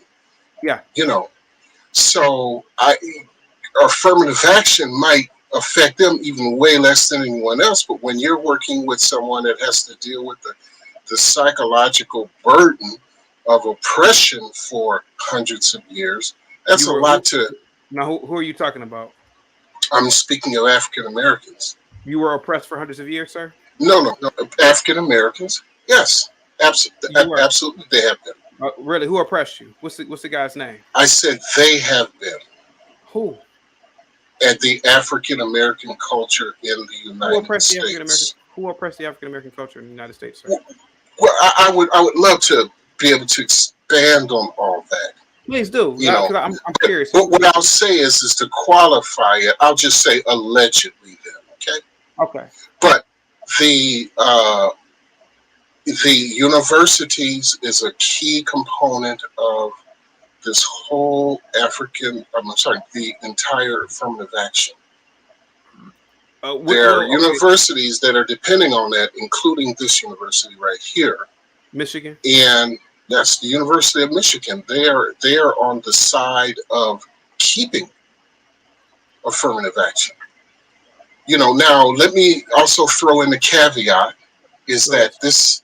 this isn't when I say right, I'm speaking of a specific type of political leaning individuals, and that could be anyone from any culture. But the key thing is that most of the programs that have been put in place to try uh, to sway the balance per se are pretty much incentivized.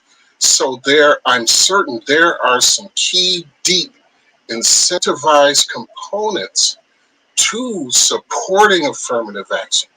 And the companies or universities that refuse to do it aren't making up for the balance per se. They just have figured out a way to get around it with losing the incentives that are associated with it. But the majority of laws that are put in place to say benefit one group or another are incentivized because that's how you get laws enforced in the United States by putting money behind What do it. you? And that Okay, doesn't so I'm asking you. What are you talking about? you need well if you if your company hires a certain number of Asians or African Americans or Indians, then there's financial incentives for doing so for those companies. There could be financial tax incentives. There's all sorts of incentives that come along. It's not just oh well, hey, thank you guys very much for obeying this law. No, it's never that. It's never that Okay, simple. okay. Guys, hold on for a second. Okay. Hold on for a second. Hold on for a second. What's up, Dusto? Um, What's going on? What Black parts does you Lexicon. do? Black Lexicon. In my opinion, if I was a recruiter for Harvard, right, I want Asian kids at Harvard. I want Harvard to look like a kung fu movie because I know that those kids study harder. Those kids go through rigorous classes. They go through a rigorous upbringing generally, and they're really good at math. Is that wrong for me to do that? Absolutely not. But Oh, that is not. That is not. That is a corporate type decision. Their goal is to produce individuals yeah. across a swath of cultures so that the whole country as a whole can benefit from it and the communities thereof, not just one particular race. Okay. I mean, I feel that the majority of the students that do apply to those universities, oh, heck, I can't, it doesn't happen that way, but I'd love to see every single one of them get in. Why? But we know that's not the case. But why would If you? they've, Why would you? if they've Why, met the academic requirements. but they haven't though. They haven't. Children, they haven't met the academic requirements. A kid making straight A's in the Detroit public school system is not qualified to go to Harvard. They're not qualified to go to the Ivies. They're just not. They didn't go through a school system that requires rigorous training and study. They just didn't. They don't deserve to go to those schools. Well, Same I thing. mean, And truth be told, the same thing in most school districts, even in the suburbs. Hell no. The well, Harvard should be for the elites, in my well, opinion. you're not incorrect in that regard, but they are not a arrogant per se university. Shit, I would be arrogant if I was Harvard president. Well, there are paths into Harvard more or Man. less at the graduate level. Well, you and I both know the graduate. You and I both know you didn't really go to Ivy League if you went to grad at any Ivy. You and I both know that. They don't consider that. So if you say I went to Harvard, people were thinking you went there. You got your bachelor's, right? Not your master's. You know that, right? Yeah. Well, if you say you went, well, are you saying that they're saying that if they did go to Harvard, it would have been more for their bachelor's than their master's? Undergrad, because the idea is that you didn't go through the 4 years, you didn't matriculate. It's just anybody can get a graduate degree. They hand out graduate degrees like candy, you know that. But bachelor's is like you lived on campus, you gained friends, it's like you went through the whole process. You went to school, right? You know what I'm talking about. Of course, yes. That's why I'm able to master's tell programs. Master's programs is bullshit. All you do is write papers. Let's be honest. Yeah, but I mean, a Harvard seal at any level Of course. is beats all, and I mean it just beats all. But I mean and Harvard is not just the only high performing academic Ivy League school.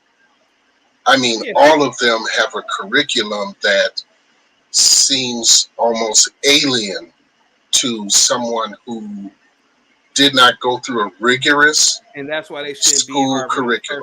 And that's why they shouldn't be at Harvard in the first place. Or Okay, any other Ivy League. right. So, are you thinking?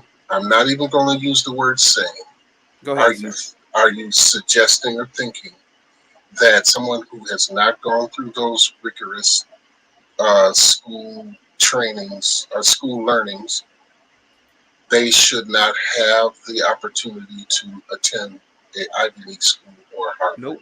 based on affirmative action? Nope. Absolutely not.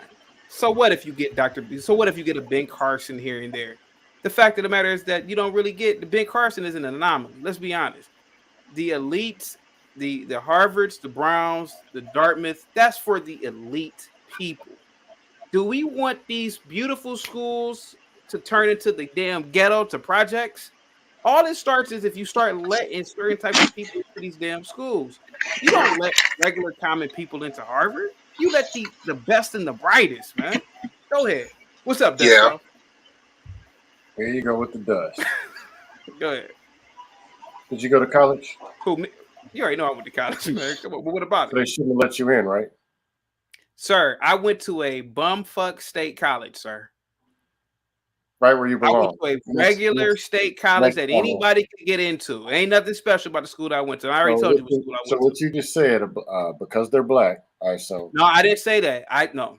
And It's not because about they being went to a black. Detroit public school, It's about the they're going to school. turn the school to be ghetto. That's pretty much what you're implying. Absolutely. You give it about a generation or two to look like a damn project. Yeah, that's that dust. No, it's not. That's beyond that dust. No, it's not. So all the people in the chat, all the black people who are successful, a lot of them didn't come from the best situation. So what if they're successful? That doesn't mean anything. The people who control this country generally they go to the Ivies. Most of the presidents went to the Ivies. Here you go. Most See, of the people, sir. Most of the people in this country who built businesses that are billion-dollar businesses went to I'm the not Ivies. talking about $1 trillion business. I'm talking about a regular person making 80,000. Okay, there's nothing wrong with being regular, man. But the fact of the matter is that if you said that they're going to turn the school the fact of the matter is that regular people don't need to go to Harvard. No. Regular people. No. Now they're regular. You said they're going to turn the school ghetto. Sir, yes, it will turn into a ghetto. It'll look like the projects, man. Hell no.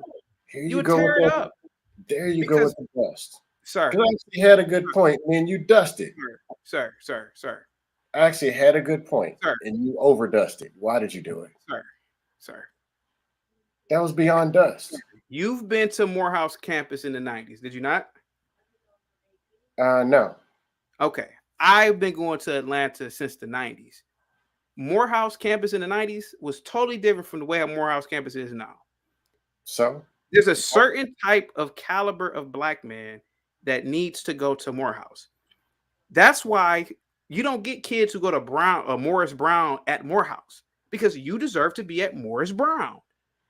No, you deserve to be at Mary Bethune-Cookman College. You don't deserve to be at Morehouse. You don't have what here's what you just said, and it's the problem with it.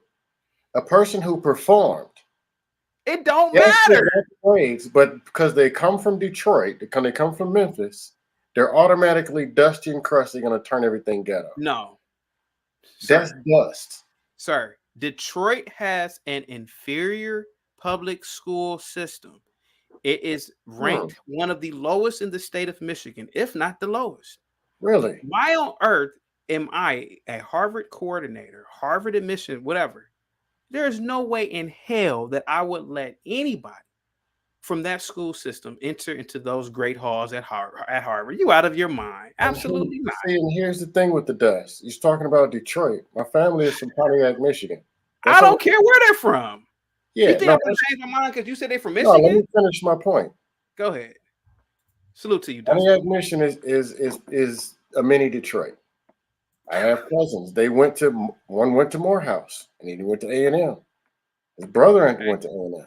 They're millionaires, but they don't deserve an opportunity. He could barely finish a damn sentence. Because they're black, they're just ghetto. This has nothing to do with black now. It could be anybody. Ghetto. What kind of dust is that? Sir, it could be anybody at this point. That's called overdust. Sir, Dusto.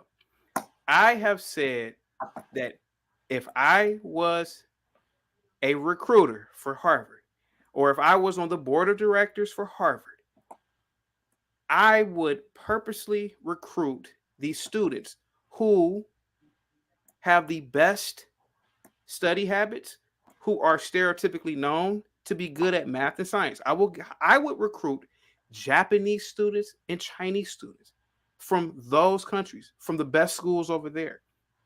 They have proven to be the best. You're not the best, sir. You're just do you have a job? No, sir, I don't. Why did you ask me, sir? Because they should have never gave you one. Because you're not Chinese, Japanese, or African, or whatever. I agree with you. Make your own job. This is America. You're free to do whatever you want to do, sir. You can make your own job. You can make your own money. I'm not like y'all. I don't care about You're they right. hired me or not. You're actually worse. Because actually part of my point was this with affirmative action. Because I'm not with the victim stuff. Can't stand it. We're on the I same know. page with that. My thing with affirmative action is this. There's people who complain about they can't get a job because they're black. You know what's worse? Is if they gave you the job and you move to California with that job and you find out what that job really is.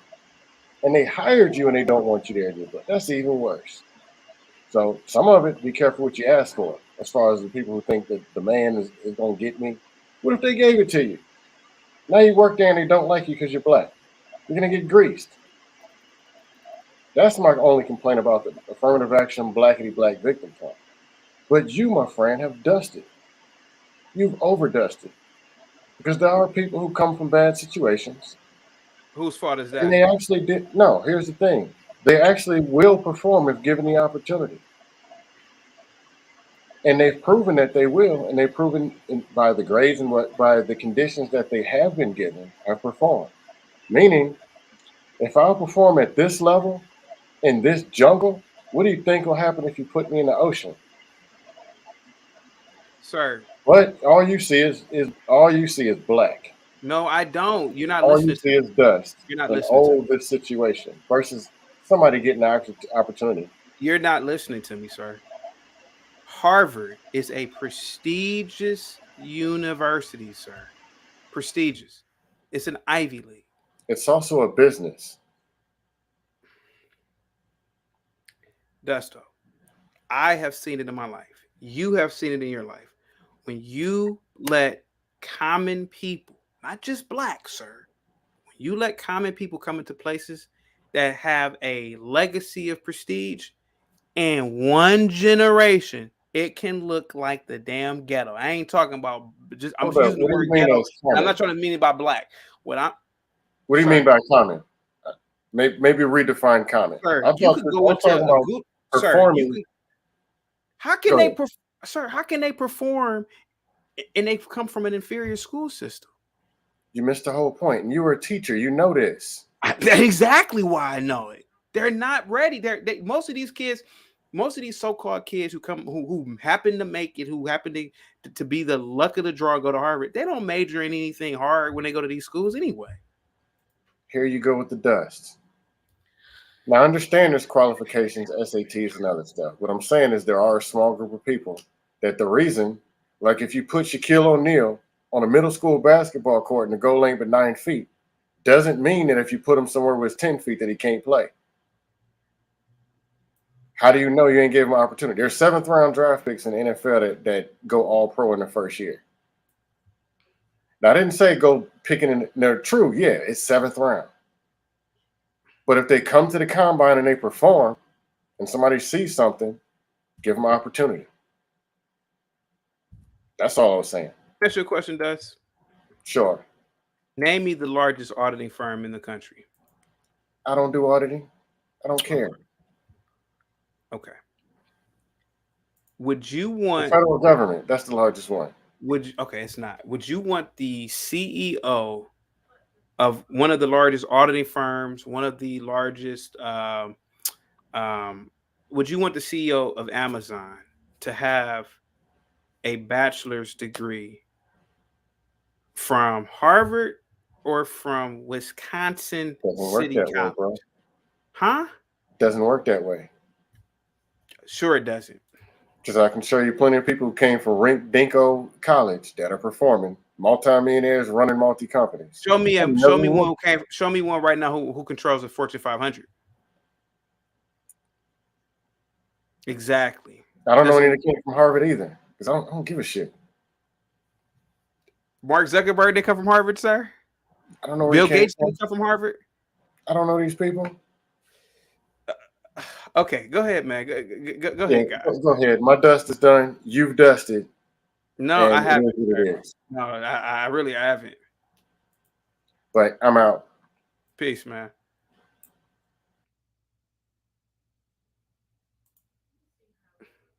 Go ahead.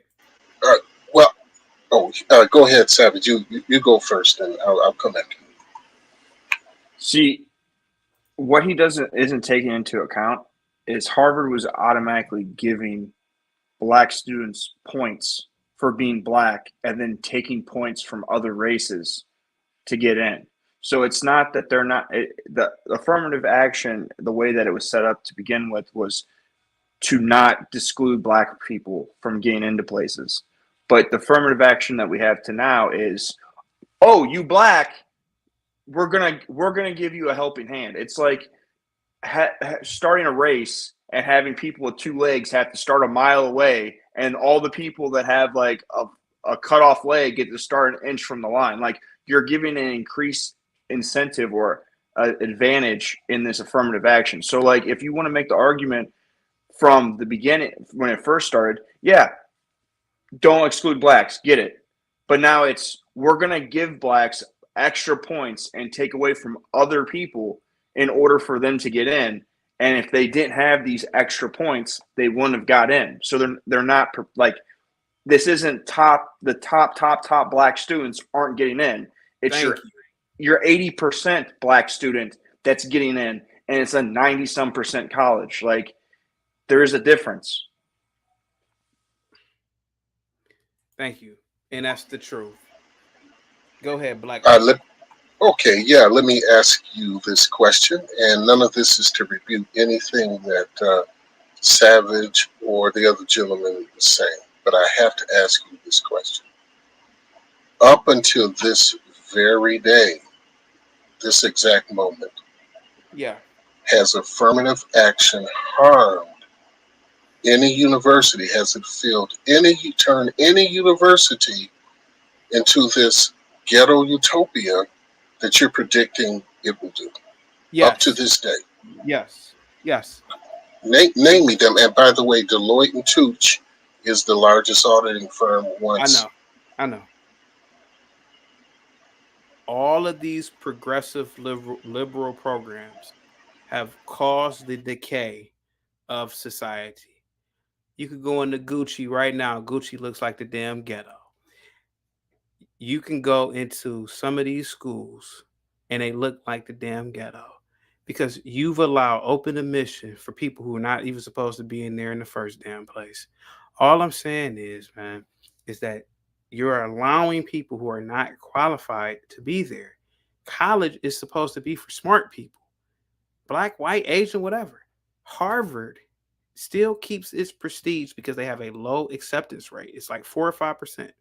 But if they start letting in any and all everybody, Harvard is going to look like Montana City College.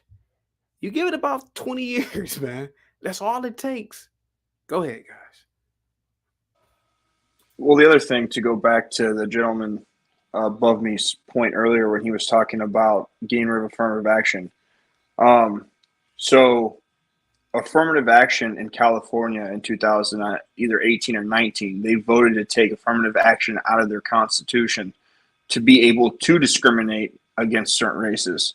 And that was the far left. That was the left that did that. Also, affirmative action was put in place to stop the Democrat left from discriminating against blacks. So to make the point that you were making, the reason this isn't a right-wing position that they're trying to get rid of it. It's clearly affirmative action is hurting the students that are getting in and failing, because if 50% of Harvard students failed Harvard, that's not a good look for the college, for one. For two, if there's not a bunch of black students that are getting in that are passing because they're getting extra points and were unqualified to be there, that's not a good look. And then people that have earned the place are not able to get into it, to where like that's a bad look. Like you're not going to tell me that the male to female swimmer that beat those girls don't they don't feel shame that they got beat by a dude in a woman's sport. He clearly had an unfair advantage, and I'm sure they feel upset about it.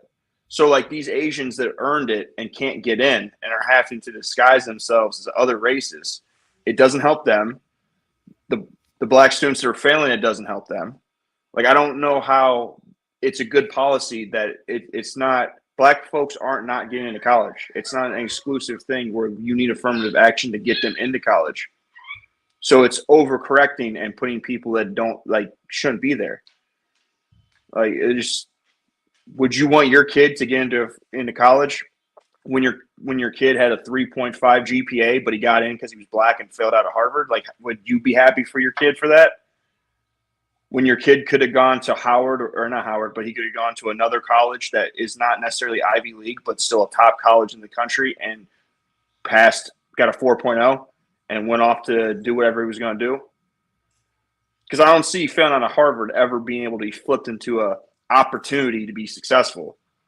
Like, I don't see how that would benefit you. Yeah, I agree, but we all know, I mean, at least the majority of us do know that Mark Zuckerberg didn't finish, that Steve Jobs didn't finish. I don't know if he went to Harvard, but Bill Gates dropped out. You know, there's benefits of just going there if you have not just intelligence, but you have that entrepreneurial spirit. Now, I also believe that it is an important issue to continue to debate. You know, like the gentleman, Savage, yourself, Chaotic, and everyone else, who has a at least intellectually vested interest in this particular policy, regardless as to what's on the right, regardless as to what's on the left, to sort this out, because there are affirmative action like programs by other names that are out there to benefit different cultures and so on and so forth. But some of our greatest business minds who attended Harvard dropped out.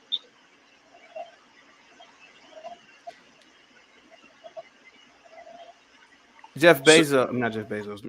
Go ahead, Savage. You got the floor. Go ahead. Okay, so the people that dropped out that you're pointing to, they didn't fail out.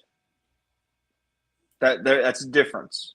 Being on probation in a college and then getting kicked out of the college is much vastly different than going to a college and deciding that I don't want to work for somebody. I'm going to go build something for myself, and then being really successful at doing that thing. We all know people that either got arrested in college, did drugs in college, got a girl pregnant in college, and dropped out, and are not Jeff Bezos. Like, dropping out of college goes back to, are you the type of person that is going to be driven to be successful? So if you're going to be a successful person and you're that mindset, whatever you do, you're going to figure it out and be successful. Them going to Harvard and dropping out is just something that they did. But the kid that's not successful, that is an 80% student, that now gets put into Harvard, who wasn't successful enough to be a 95% student, isn't all of a sudden going to fail out and open up Amazon and open up a new company and take over Amazon. Like, the person that needs that bump and that help most likely is not going to succeed. That's why they're like, when you go play golf and you have a handicap, the handicap is because you're probably going to get whooped. It's not because you're some phenomenal player and they're giving you a handicap because you don't need it. Like, anytime you give someone a helping hand, that means there's already something lacking. Okay, well, I understand that particular argument, but I would allegedly possibly beg to differ to think that if a person academically drops out of Harvard, that they're less likely to be successful, because losing something that great can also become an even greater motivator, even if they have to go to a school with lesser endowment, which is every other college in the United States. By far, the largest endowment of any college in America. So I think there's some benefits to going to Harvard, even if it's just for 1 year. I think that Harvard and other Ivy League schools could help those out by creating colleges that are not quite up to their primary Ivy League standard school, but can also benefit those students who might not can cut it academically at their Ivy League school. So, like I said, the discussion is necessary, but a cold turkey blanket yes or no is just not the answer. That's all. Okay, so all right, so the argument over affirmative action is the argument over affirmative action. If your argument is to maybe that Harvard should make light Harvard or off-brand Harvard so that more people can get that experience, would you like? Do people not get clowned for wearing fake Gucci? Do people not get clowned for wearing fake Nike? You ever see someone have a pair of fake J's and get laughed at? Like, again, by you doing that, you're not benefiting the person that would be helping. Like, you're just sticking a Band-Aid on the problem, and the problem's still going to be there. Well, I don't see an argument of a person that owns a Chrysler 300 or Maybach, because If that I Chrysler 300 is as valuable to them as if they were driving the Maybach or yes, but the car that it resembles. So no, with Harvard's and Ivy League schools' knowledge of education, a light version, as you put it, or Can something to that can I effect, is let me going to stop be you, better than brother. Let me a stop you lot right of here, other top yeah, colleges. bro. Hold on. Let me stop you real quick. Let me put him on mute real quick. Stone Banton, are you out of your mind? Are you out of your mind? What laws forbid blacks to live anywhere? What are you talking about? Blacks had towns all in the South. Blacks had communities of affluence. Do you not know what Reconstruction is? Blacks had wealth in Harlem. Why do you think they call it the Harlem Renaissance? That was what, 30, 40 years after slavery. Blacks, you say blacks couldn't go to school anywhere? What are you talking about, you dummy? Blacks had Morehouse. They had Spelman. They had all the HBCUs. Blacks went to Cornell University. How do you think Alpha Phi Alpha was founded? My founders of the very fraternity that I am in were not Harvard, were Ivy trained from Cornell in 1906. What are you talking about? Blacks were in the Ivies over 100 years ago. And certainly decades after 20, 30 years after slavery, white billionaires built schools all for blacks. You say work anywhere? Sir, are you aware, Stone, that the first female millionaire in this country wasn't a white woman? It was a black woman.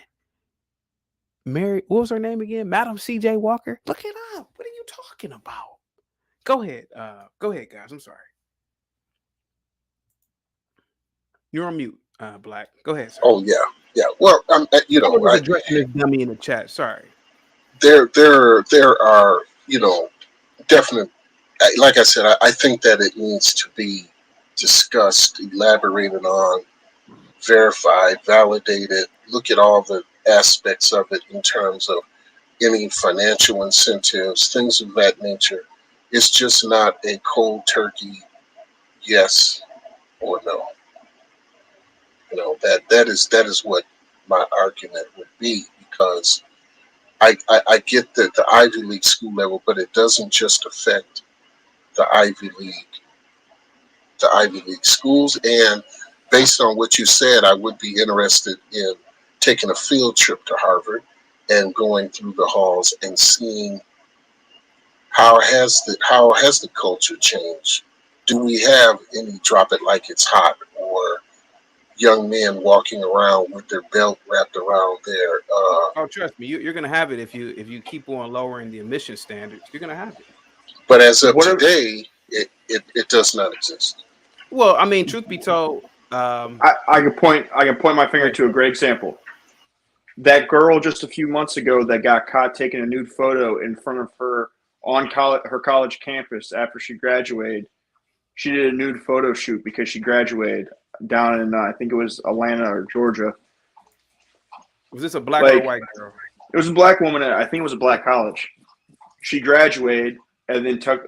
She was completely naked on campus, in front of their symbol or their statue of the school, and then they held her diploma for it. So, what was her message?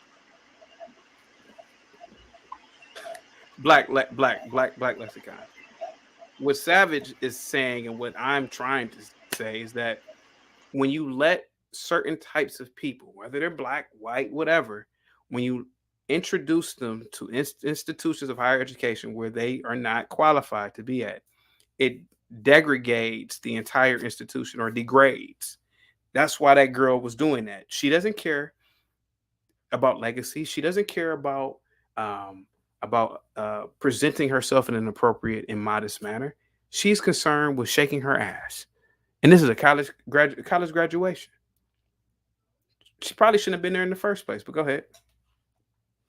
Well, look at Offset and Takeoff and Quavo. Takeoff just got shot over a dice game. He was playing dice in Houston. Quavo was the one playing. Quavo was losing. Quavo got into an argument with the guys. There was shooting happened. Takeoff took a bullet in the head. So guys that had money and had success and didn't have to be playing dice or doing risky behavior still were doing risky behavior. Like, people that don't want to change aren't going to change.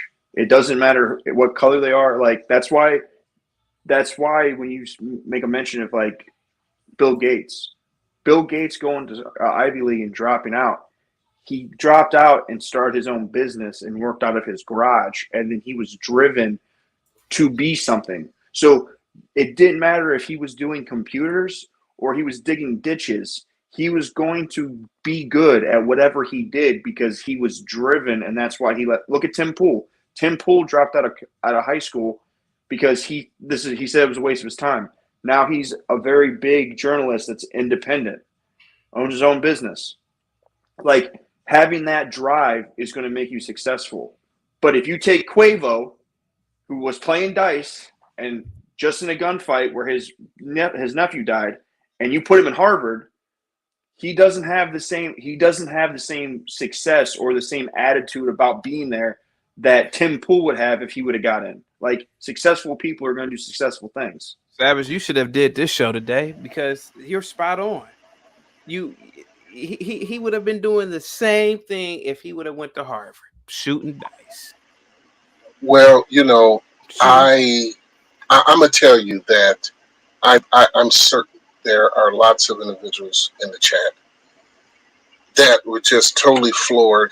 I wished you had not used that particular incident as an example. I think for me, that is the exact reason why I don't own a grip or a trigger safety type weapon. It's too easy to discharge it. And if he had a manual safety weapon, he might not. That accident might not have occurred. But to characterize, I understand. But to characterize and say that they will carry that particular mentality into an environment that is completely not like that is not exactly fair to say, because if you flip the coin, there are individuals that bring the most ridiculous characters into settings that doesn't belong. That's because that's just what they want to do, and their excuse is because it's funny. Now, I'm a ask you choose a different. You could choose a different example for the sake of the total tragedy of what that was today. Please don't you mention those young men's names because I think it'll bring you unnecessary heat for doing so. There people are very sensitive, regardless as to What what is that situation was. what is so wrong with pointing out the fact that two multimillionaires were shooting dice in a strip mall at 2 o'clock in the morning around people they shouldn't have been around in the first place? What is so wrong with saying that? Well, no, what I'm saying is that it doesn't matter that they were millionaires because that was their lifestyle. You know, a millionaire from Harvard has a different lifestyle than a millionaire in the in that particular genre of music business. You know, so we want to get dirty about it. Take the group Kiss, millionaires, absolutely would never live like them, but that's who they are. Money had nothing to do with it. So But this is, but it has nothing. It's not about the money. The point. This is the point that we're making. Quavo and Takeoff didn't have to be in a city they're not from shooting dice with guns. Their mentality they took with them to Houston. That's why they were shooting dice. Takeoff was sitting in the corner. He wasn't even playing dice. Quavo was playing dice and got into the argument, and Takeoff took a stray bullet. Like, that's my point. Like, Takeoff wasn't even in the wrong. He wasn't doing anything. But Quavo was upset. So if you're going to let people into Harvard that can't get into Harvard, you're going to have a mentality that's different than the people that could earn to get there. That is the point that I'm making. The same reason that you don't hang out, do you hang out with thieves? Like, Thanksgiving's coming up. You going to let some thieves come over for dinner? No, you're not. You're not going to. you know, I mean, I wouldn't know if a person necessarily was a. It depends on what level or what type of a thief that a person can be, but you know, I I understand what you're saying to a degree, but it's not isolated to African Americans. I didn't say the argument had nothing to do with the argument had nothing to do. I never said anything about black people not being able to get into No, I know Harvard. you didn't. What It I'm just saying is the difference with this affirmative action is it positively benefits blacks the most because they give them points for being black, and they take points from everyone else or give them less points because they're not black. So whatever student, it doesn't matter if they're not making the bar to get in, then they shouldn't get in because the white trash guy that only scores this 80 percentile, if he gets affirmative action in there, he's probably going to put a whole bunch of stuff out in front of his apartment like his house was. He had 16 broken down cars and a bunch of trash out in the front and is missing 6 teeth. He's probably going to be doing hillbilly things. Like, mindset is what you take with you. And if you're not in the mindset to be able to get into Harvard, then you shouldn't be there. It's that simple.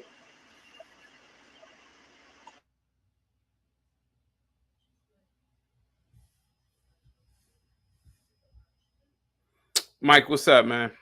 What say you about the Supreme Court hearing, pretty much hearing the validity about affirmative action at particularly Harvard and the University of North Carolina, and seeing whether it is a good or a bad thing?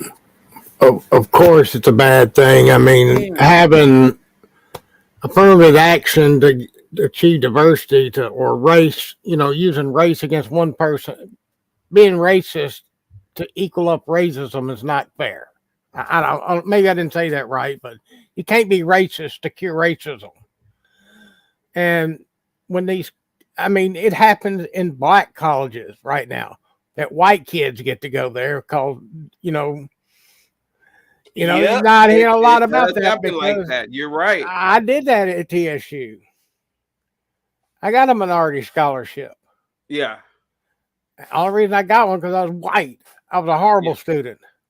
I sucked. So don't think that it doesn't happen. And I took advantage of the situation. But if you're trying to go into like Cornell or Columbia, one of these especially like Columbia, big on literature and writing, and you can read at a 5th grade level, you don't stand a chance to go to Columbia. Nope. Or Cornell. Black, white, whatever. Nope. It doesn't matter what race you are. Yep. So I mean, take the best, and if it's all Asian dudes, so what? When I hired people, I hired the best I could. I didn't hire you because you were polka dot or pink or had green hair. Whoever fit the bill the best is,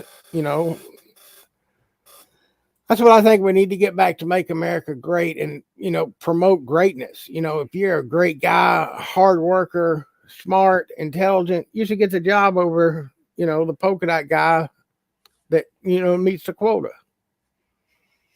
That's my stance. Okay. Sounds good, Mike. Ash with the $20 super chat says 100% agree with Savage.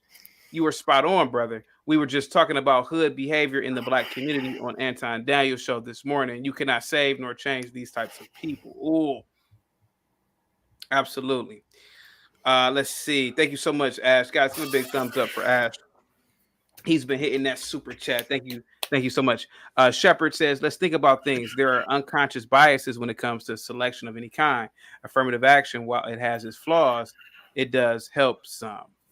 Let's see. Hugo says, mad Asians and whites are in HBCUs taking up the spots at their med schools and pharmacy schools. No one complains about that. Oh, I did notice that about Howard. Their medical program has a lot of white students. And I was like, oh, where the blacks at? Go ahead. Go ahead, guys. They're getting discriminated upon. At a black school, right? Yeah. Yeah, go ahead. But how come nobody complains about that? Because a lot of times when people medical school. It's because a lot of times when people are complaining, they're complaining for the best spots. It's like when women say, oh, well, there's not enough female CEOs. Well, yeah, there's not, because not everyone wants to work 80 hours a week for 10 years to get to get there. Like 30 years. Yeah, like people, like all the things that people complain about is they want the easiest way to get to what they perceive to be the best spot. No one's complaining about Harvard or about Howard is because they're like, I want to get into Harvard. Well, I'm not going to go there anyway, so screw it. White kids can go to get in there now on a scholarship. Like, screw it.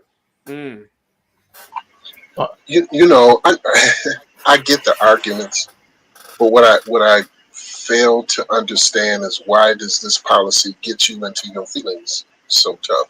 And for that one reason, I think it serves its purpose because. For one, if you're my brother from another mother down there, he went to a majority of black college, and I bet they showed you nothing but love. They didn't abuse you. They hated me. They blockade the hallways. Go back and look at 1985. Black. That's not the. That's black. Yeah. Black. That's yeah. I don't want to name the school that I went to because I don't want to get doxxed. I went to a predominantly or historically white college. Man, it was like heaven every damn day, man. I go to a white frat house. Hey, bro, go into the kitchen to get some beer. Get a keg, man. White girls were nice. They smiled. I didn't have any problems. I just did. I'm not saying that it never happens, but this imaginative racism is bullshit. Because I know what you're right. You're right. That is the way it should be. And if the gentleman Mike down below had a bad experience, then the school's administration did not Hey, work. well, Black Lexicon, don't let Mike fool you. Mike's a racist. They don't like him because he's a racist. No, Hey, look, I couldn't walk the yard when He's the not. alphas and those guys were out there standing on line. Hell, I but wouldn't walk in the yard. Mike, even if you're black, you can't walk on the yard when they're stepping and strolling. You know, you can't do it when you're black. You'll get knocked out too if you're black or white. Yeah, well, You, but you when I know, went I to when I attended. left and went to a white college, I didn't have any. I didn't see. I mean, there were. But Mike, Uh, that's the culture at any school where you have any of the Divine Nine. If they're strolling, hey man, you better not think about stepping across that line. You might get knocked. Well, Yeah, go ahead. chaotic. I went to a all HBCU, Did you go to and Mary? Did you go to no, Mary we Patillo? had we had one Caucasian student, and the entire class was addressed, and we treated him with so much love and respect because we appreciated the fact that he wanted to be around us to go to college. So I don't know what fears Mike experienced, Mike but made I sense. know that brother had the best of time. And not only that, we did not discriminate against him with our women also either. Huh? So if he wanted to date one of the that was and she was good, bring her along to the party, bro. Okay, hold on for a second. Black Lexicon, wait a minute. I'm kind of losing you on that one, but let me ask you a question. Did you pledge, sir? Keep it real. Did I pledge? No, I didn't pledge. I Okay, decided I decided not. but if you did, you probably would have been a Sigma. Keep it real. No, no, Okay, no. I Q, would have been a Kappa. a Kappa. Oh, okay, okay. Hmm. What was the Yeah, chapter? because huh? What was the chapter? Well, that would tell you a lot. Okay, But all right. Never I, mind. Never mind. not that. I'm good. But I would have been Kappa. But I know that for sure I attended all the Alphas parties. Okay, so the Alphas had the best icebreakers. Yeah, we call It them was off the ice. chain. Okay, Alphas were off the chain, but the Kappas okay, would have been okay. more my flavor. But at any rate, I appreciate the time on your panel here. I'm gonna have to switch gears, but I would, just for the sake of, not being misunderstood, we should. Today is not the day to make a point of a particular example.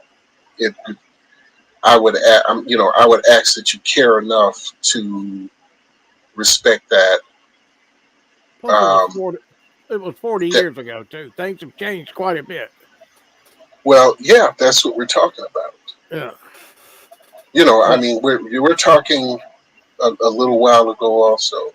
You know, Now, sir, to be completely honest with you, sir, if the media told you to care about a white person that killed a black person, it'd be protests in the street right now. It'd be video after video being made. I think it is a perfect opportunity right now for black content creators to make videos about what happened last night with Takeoff. Because we have to address the problem that plagues the black community, which is black on black crime. So we need to be vigilant in talking about Takeoff. Because we would do the same thing if, quote unquote, something happened to a black person by a white police officer right now. We'd be talking about it too. okay, yeah, I get what you're saying, but sometimes you have to slow down what you're saying so an individual does not misunderstand your point.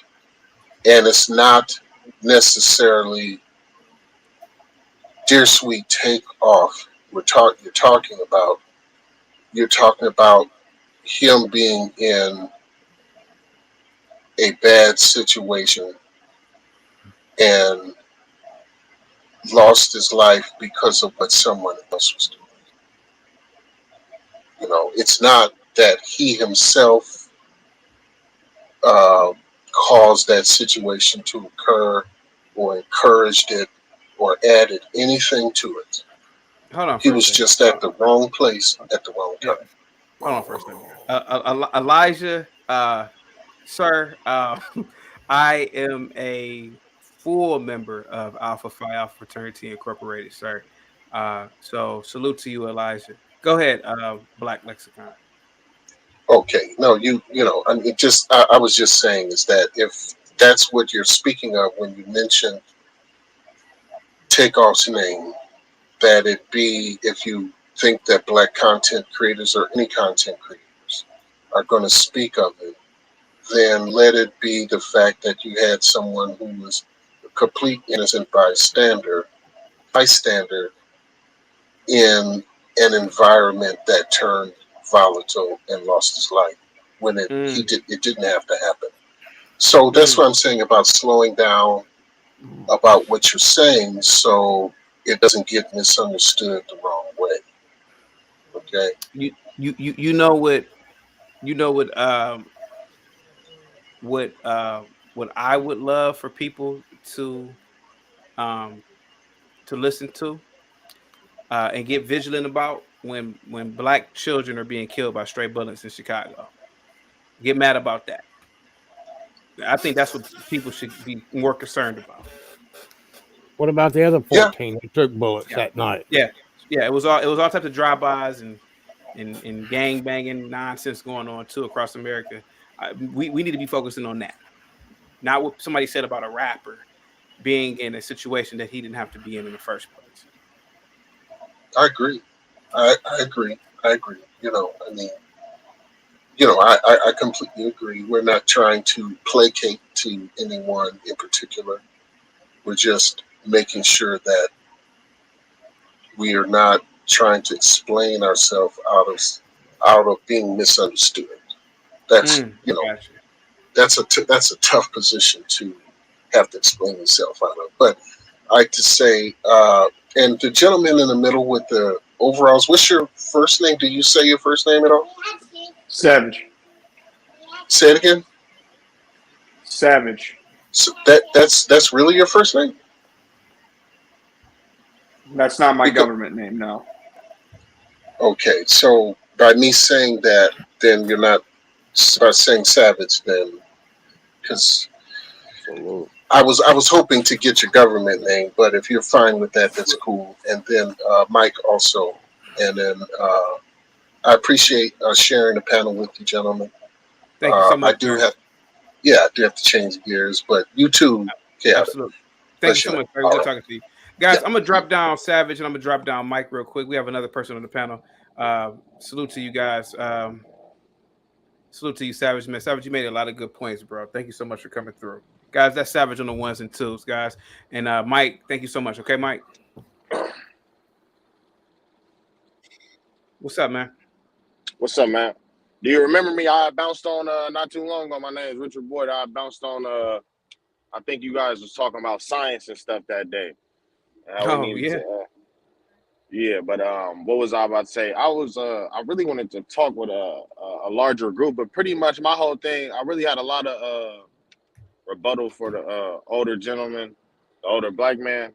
And Yeah. my question for him would have had to have been, do you feel as though black people are not as good, strong, resilient, or anything else as other creeds or races of people? And I'm pretty sure his answer and every other black person's answer would be no. I feel like we are equally as good or bad, smart or dumb, um, etc. You know what I'm saying? Mm-hmm. With that being said, we don't need handouts. We don't need affirmative action, man. All that does is, as you can see from the panel, first of all, it breeds contempt for you because other people are going to feel like you're getting privileges that you pretty much didn't work for, which this would actually be, Kind and of it breaking also up there. doesn't breed. Mhm. I'm breaking up. No, you good now. Go ahead. It also doesn't breed excellence if you are being held to a lower standard than everybody else. You know what I'm saying? So I would I remember back when I was in high school and I went to school in Berkeley type shit, and I remember hearing these two white girls talking about affirmative action and how they weren't for it, and me being a fake liberal, or no, I would say that back then I for surely aligned myself with liberal views. I found myself wanting to argue with them, and I don't think we argued, but I think we got into, like, civil debate about the shit. And pretty much it was about, their whole argument was pretty much somebody else is missing out from a spot because of affirmative action. Somebody who deserves the spot is missing out, and somebody who, let's just be honest, doesn't deserve the spot is getting the spot simply because of their race, or creed, or color. And honest to God, in no other circumstance would anybody be okay with that happening. So if we gonna call it down the middle, I don't see why black people or anybody else who benefits from affirmative action will be okay with it just because they're benefiting. It's pretty much hypocritical. But honest to Exactly. God, if they gonna get rid of affirmative action, which I truly, honestly, I feel as though the most qualified people should be on university, just like with anything else. I think the most qualified people should get the jobs. I think the most qualified people should be, like, just like with anything else. You know what I'm saying? Like, if you don't, if you're not, if you're not putting quality first, or no, if you're not, if you're not qualified people in any situation, let's say fucking sports, military, universities, anything like that, the quality of everything will go down. And nobody wants the quality. See, like, that whole affirmative action shit, like, what if it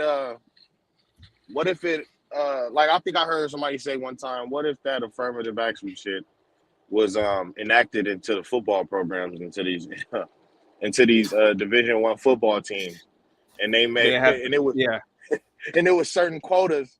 You feel what I'm saying, for white white. players, Yep, or whatever the fuck, Asian. You feel what I'm saying? Like, would the quality not go down? So obviously this is happening, you but get it. Thank you so much, man. Yeah. yeah, nah. I'm not with the victim shit. And honestly, first of all, since black people have been going to colleges, or these, you know what I mean, institutionally white colleges or whatever the fuck. I think all colleges are white. But since they've been doing it, and since this whole affirmative action shit, has black wealth gone up in the country? No. Nope. So has it really helped? I'll leave that for somebody else to talk about, you know what I'm saying? But I would have to argue no. But with that being said, oh, go ahead, man. My bad if I'm talking too much. Go ahead. Nah, man, you good. You got the floor. Go ahead. I'm listening to you. Okay. With that being said, I had a specific point to touch on based on that. With that being said, yeah, if that's one of the quotas, that I think they should pretty much get rid of all quotas, bro, because it just doesn't ensure quality. And one way, see, what people will say, right, is that, oh, well, then black people just won't be going to college. And, well, I ain't gonna lie, like, that's for us to change, because I honestly don't think that black people are not as smart.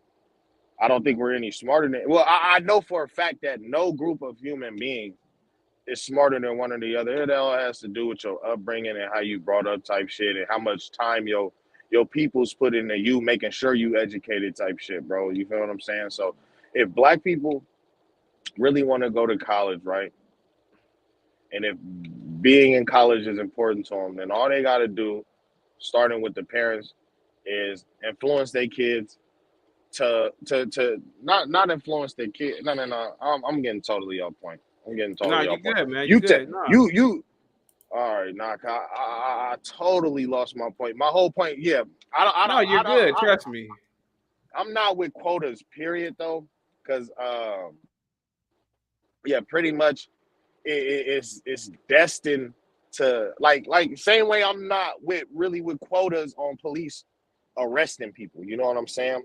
Like when you get to fucking with quotas and shit like that, and it totally will fuck up the quality of the work.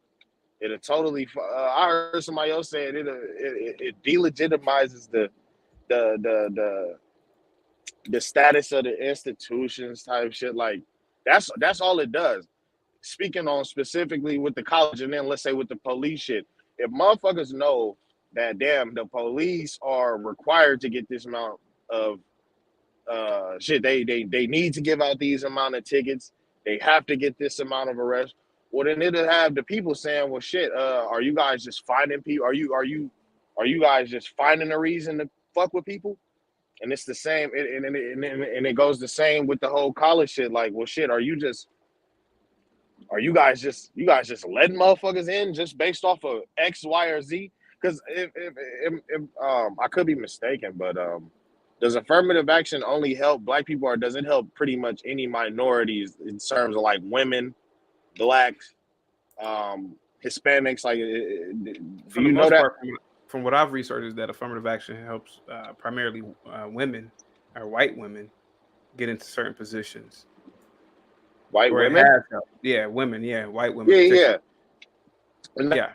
that's what I'm saying. Like, yeah, and that's why I said I'm not really with quotas. Period, bro. That shit Yeah. is, like I said, it fucks up quality of shit, bro. Like I said, I feel like the most qualified people should be in our military.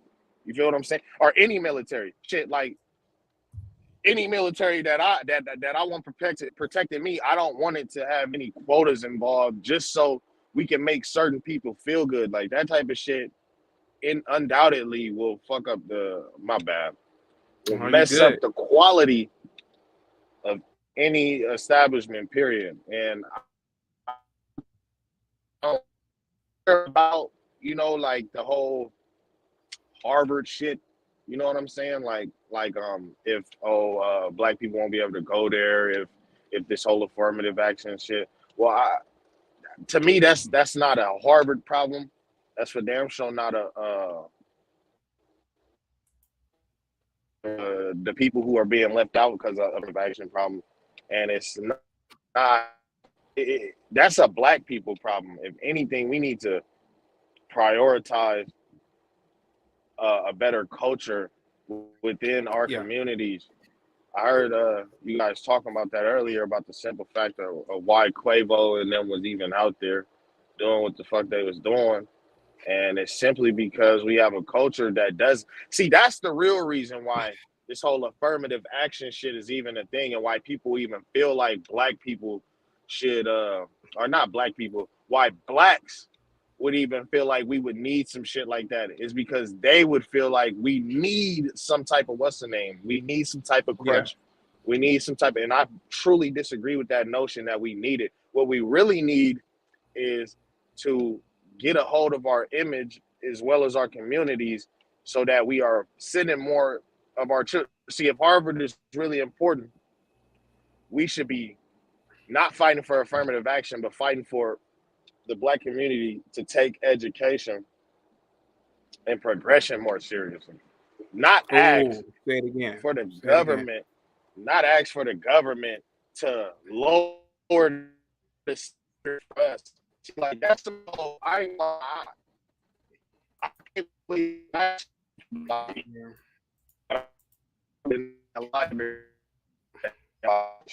Hey, bro. Hey, do me a favor, man. Call back. Hey, bro. Look. Call back if you get to a better Wi-Fi. Okay. You hear me, bro? Call back when you get to a better Wi-Fi. Okay. Okay. I gotta drop him off real quick. I gotta put him in the back. Hey, bro. Call back when you get to a better Wi-Fi. Salute to you, though, Richard Boy. What's up? Get lifted. I want to say this. I'm doing really good. I want to say that Michael Jordan is number 2 to LeBron. Yo, cut it out. And I also wanna, Cut it out. and also want to say that the Bulls, the only reason why y'all got 6 rings is no offense. The 90s was full of substitute teachers, cab drivers, and dishwashers in the league. Let's be completely honest. Everybody now plays like Jordan and better. Go ahead. Go ahead, sir. Salute to you. Wow. Are you from Chicago, sir? I'm not. I'm from Connecticut, but I don't have a team. I have players that I like for basketball. Yeah. I'm a football guy. Okay. If I tell you my football team, I might get a lot of hate, you know what I mean? But okay. Chicago, I mean, I'm a GOAT fan when it comes to basketball. I mean, you know, he is the greatest of all time, you know, of all the basketball players. I will admit, I didn't know this, but Michael Jordan took I want to say he shot 400 or 500 3-points in his career. So he basically was an inside the perimeter shooter, which in my opinion, he didn't have to rely on the 3-point line. So I didn't know that at all. You know, I was doing a little bit of research. Yeah. Yeah. So he might be a little bit better than LeBron. I don't know. Yeah. But what say you, sir? Go ahead, man. Go ahead. I wanted to what a gentleman said that just happened. I'm from Connecticut. Yes. You from now? I only know about one city, Bridgeport. Oh man, nah, I'm not from Bridgeport. I'm from New Haven. So New Haven. Okay, so New Haven is the capital. No, Hartford is the capital. Hartford, but New Haven is where Yale is. Yale is okay. New Haven is where Yale is. Okay. Go ahead. Right. Yeah. UConn is in Hartford. Okay.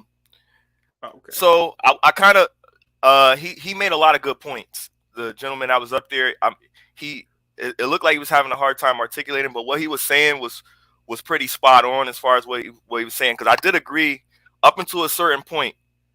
Everything that you were saying, I agreed up until a certain point. Like I do agree where what you said was, if you were like the dean of Harvard or whatever, that you would only accept like the Asian community because their culture is very strong with educational values. Like they have to be in school way longer than any other country. Yep. I mean, they stay in school for like 16 hours or something like that, something crazy like that. Just because for their scholastic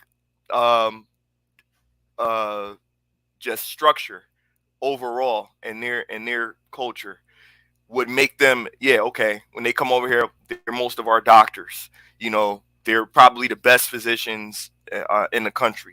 Probably them and arguably the Indian race and some Africans. Actually, I have some African family members that are actually doctors that are very good doctors. But it depends on your upbringing. Like if your family is very like hard on, okay, you got to go to school. Okay, you got to B. Okay, we got to bring that B up. You know, and they're really like, you know, stressing that you have to get the best education and you have to take those extracurricular activities serious and you have to stay in school, and it's important to not get distracted by outside interferences and things of that nature. That's important. But we don't have that in our culture. We don't have a head start. A lot of other cultures, they came here off of our backs, off of our labor. And I'm saying our collectively as the culture. We represent the culture. Whether you were a victim of slavery or not, you represent the culture.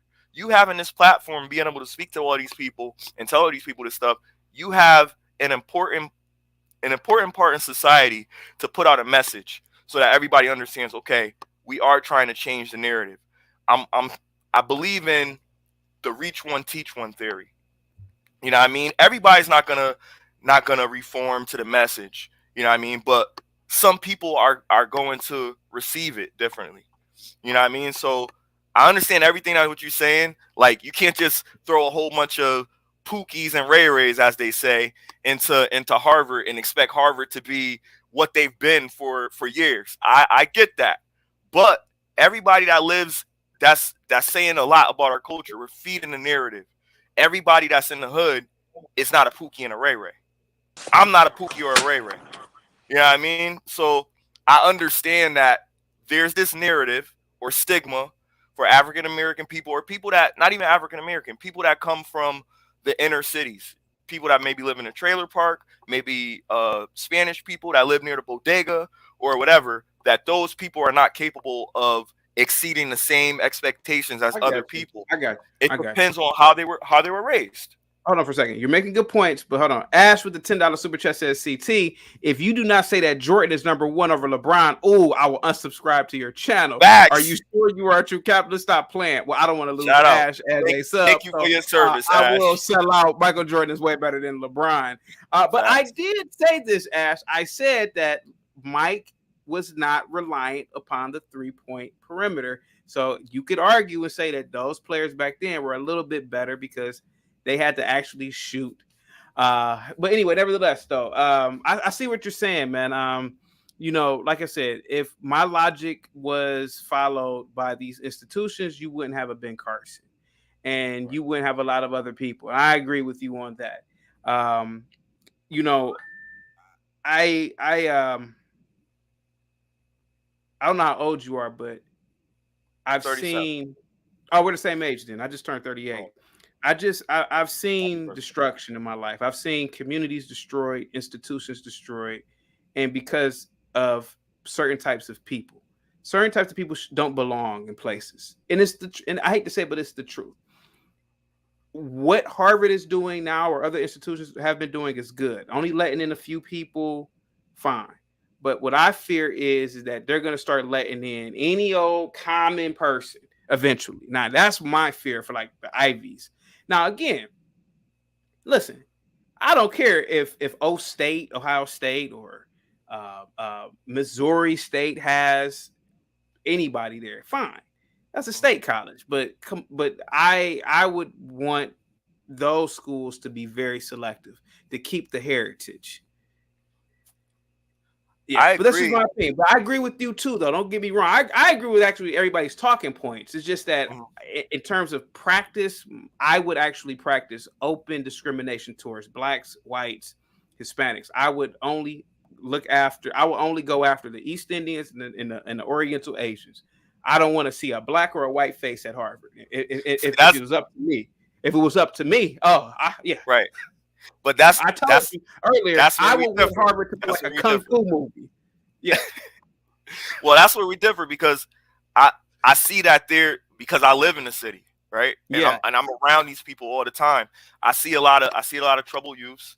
I know a lot of gang, teenagers that are in gangs. And the reason that Mike, let me say this. The reason that they did it is because they don't have those family values. They don't have the family structure, so they seek that other places. Am I right or wrong? You're right. I'm pissed off about this comment. LeBron never. You old niggas kill me. Physically assaulting people is not basketball. That shit that Bill Laimbeer, Charles Oakley, and shit did back in the day, that's not basketball. Elbowing people in the face. I saw that grimy stuff back then. That's not basketball. If LeBron got hit by Bill Laimbeer, I would hope that he would file a police report on him. Go ahead.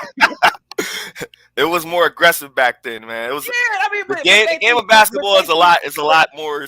But is that really basketball, or is that just some ignorant? Like, to me, it was just too aggressive. Elbowing people, punching people on the fly shit. Come on, man. Yeah, that was too much. They did go over the top sometimes, especially the bad boys, the Detroit. Detroit was Dennis ridiculous. Rodman used to be a dirty player too. Oh, nah. Guys, but I think. Go ahead. You got the floor. I just have one more thing to say. Now, I'm saying overall to tighten the boat and land my plane. What I was saying was, I don't think that we should. Because I don't know, the affirmative action thing, just giving everybody a chance. I don't agree with that. I don't. Right. But what I think is that we overlook the people in the societies that are working hard or are trying to get to that next level, and they're not able to make it. That's what Savage was saying so eloquently. Go ahead. Yes, thank you. Right. No, I agree. Everybody shouldn't be able to get in there. There should be a selective process. But I'm saying there are people that are like a Ben Carson, like you said. Yeah, he could be an anomaly, but there's a lot of Ben Carsons in the neighborhood. They just have too Now, many distractions in the neighborhood. for A everybody in lot the of these chat, kids don't want to be doctors. You know what I mean? for everybody in the chat, I do have to say this. Savage, by no means, is a white supremacist. Savage grew up definitely around blacks, and he is probably more black than most of y'all in the chat. I just want to point that out. Me and him are from the same city, and he definitely grew up around where he's from, definitely around blacks. He grew up around more blacks than I did growing up. Go ahead, Savage. You got the floor, man. Okay, so a couple things. So to push back on your point about See you later, J Speed. Go ahead. To push back on the Head Start thing, the majority of whites in the country came in and after slavery ended from the Great Migration from Eastern Europe and Ireland. Only 5% of people that are here in America have blood ties to slave owners. But Yeah. the problem that I have with this idea is we have to quit allowing weakness. The reason those men back in the day when they played basketball were aggressive was because they were men. Men today are Ooh. soft. LeBron I James is agree. a soft dude, okay? So if you guys want some pussy community, then you can do that by always sympathizing and trying to figure a reason and feel bad for. I know for a fact if you go to a club and you spend 10 bands for a table, you don't want me with my face tats to get into your spot in VIP for free. That's why you paid to be in the VIP. Those people that work to go to Harvard don't want to go to school with people that did not work to get into Harvard. Ash, thank and Savage, thank you so much. You've been on point, and I totally agree with you. Well, at least to a degree, because I still believe that you shouldn't have been physically assaulting people in basketball back then, man or not. Ash says sports back then tested your manhood without resulting to a shootout, shooting someone. Yeah, I'll agree with that. Any last words, guys? I got to get the hell up out of here. I appreciate you having me on the show, man. I watch your content. Shout out to you, Lapeef too, man. I watch all these shows, man. You guys got great content, man. I always encourage other people to check it out. Absolutely. Savage, any last words, sir? Thank you for having me. I will see you the next time you're on here. Peace, man. Thank you so much, Savage. Richard, man, you kind of were breaking up a little bit. Any last words, sir? Yeah. I have to say that I somewhat agree with this. With the last guy that just said something about the whole if you want a pussy community and the whole shit, then you won't. Then go ahead and keep appealing to. I forgot the exact terminology, but pretty much he was pretty much saying victimhood mentality and all that shit. Yeah, it most definitely does. I think that comes from overwhelming in the mainstream woman leadership in our community, unlike any other community. You feel what I'm saying? Yeah. Yeah, I'm Can trying I ask to you a about question, Richard? Yes, sir. No, and I'm not trying to stereotype you. Are you from California or somewhere on the West Coast? You already know I am. Y'all was saying last time I was on that I talk like I'm rapping and shit. Yeah, you talk like a 1990s West Coast gangster rapper. Yeah, that's why I kind of got that accent. Yeah, okay. You from Hey, LA? that's super. Nah, I'm from the Bay, man. The Bay. Okay, I got you. Yes, sir. Yes, Who's sir. from the Bay? Ain't Too Short from the Bay? Too Short, E40. Yeah, Too Short was one of my favorite rappers growing up, man. All independent artists, Home and the Yeah. Black Panthers, that was us. That's us still to this day. But what was I about to say? Yeah, pretty much. I'm about the real upliftment of Black people. I want to, and it ain't none of that shit that you see on the mainstream, I got unless it's them trying to denounce it. You know what I'm saying? And that's pretty much it. I told you last time that I was going to be coming on, and I'm a stand of that. I need to start bouncing on your show because I'm trying to get into some of this civil discourse. Absolutely, man.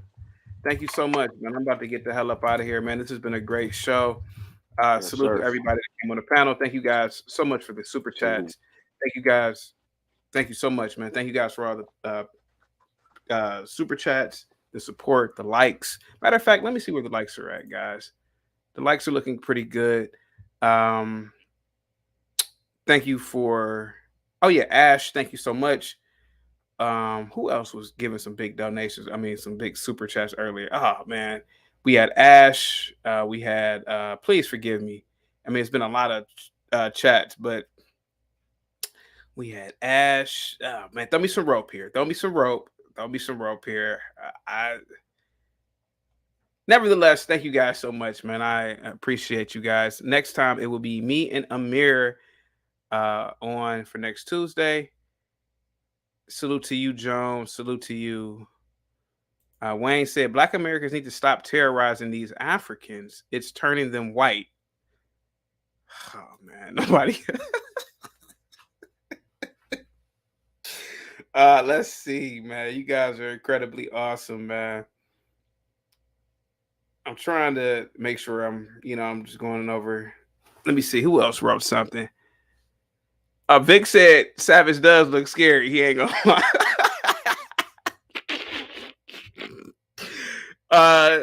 Wade said Savage is a white who lives with blacks and thinks he can be racist. Oh man, come on, man. Longshot says there is not a lot of Ben Carsons in the hood, or else they wouldn't be voting Democrat. Guys, I'm out of here. Peace.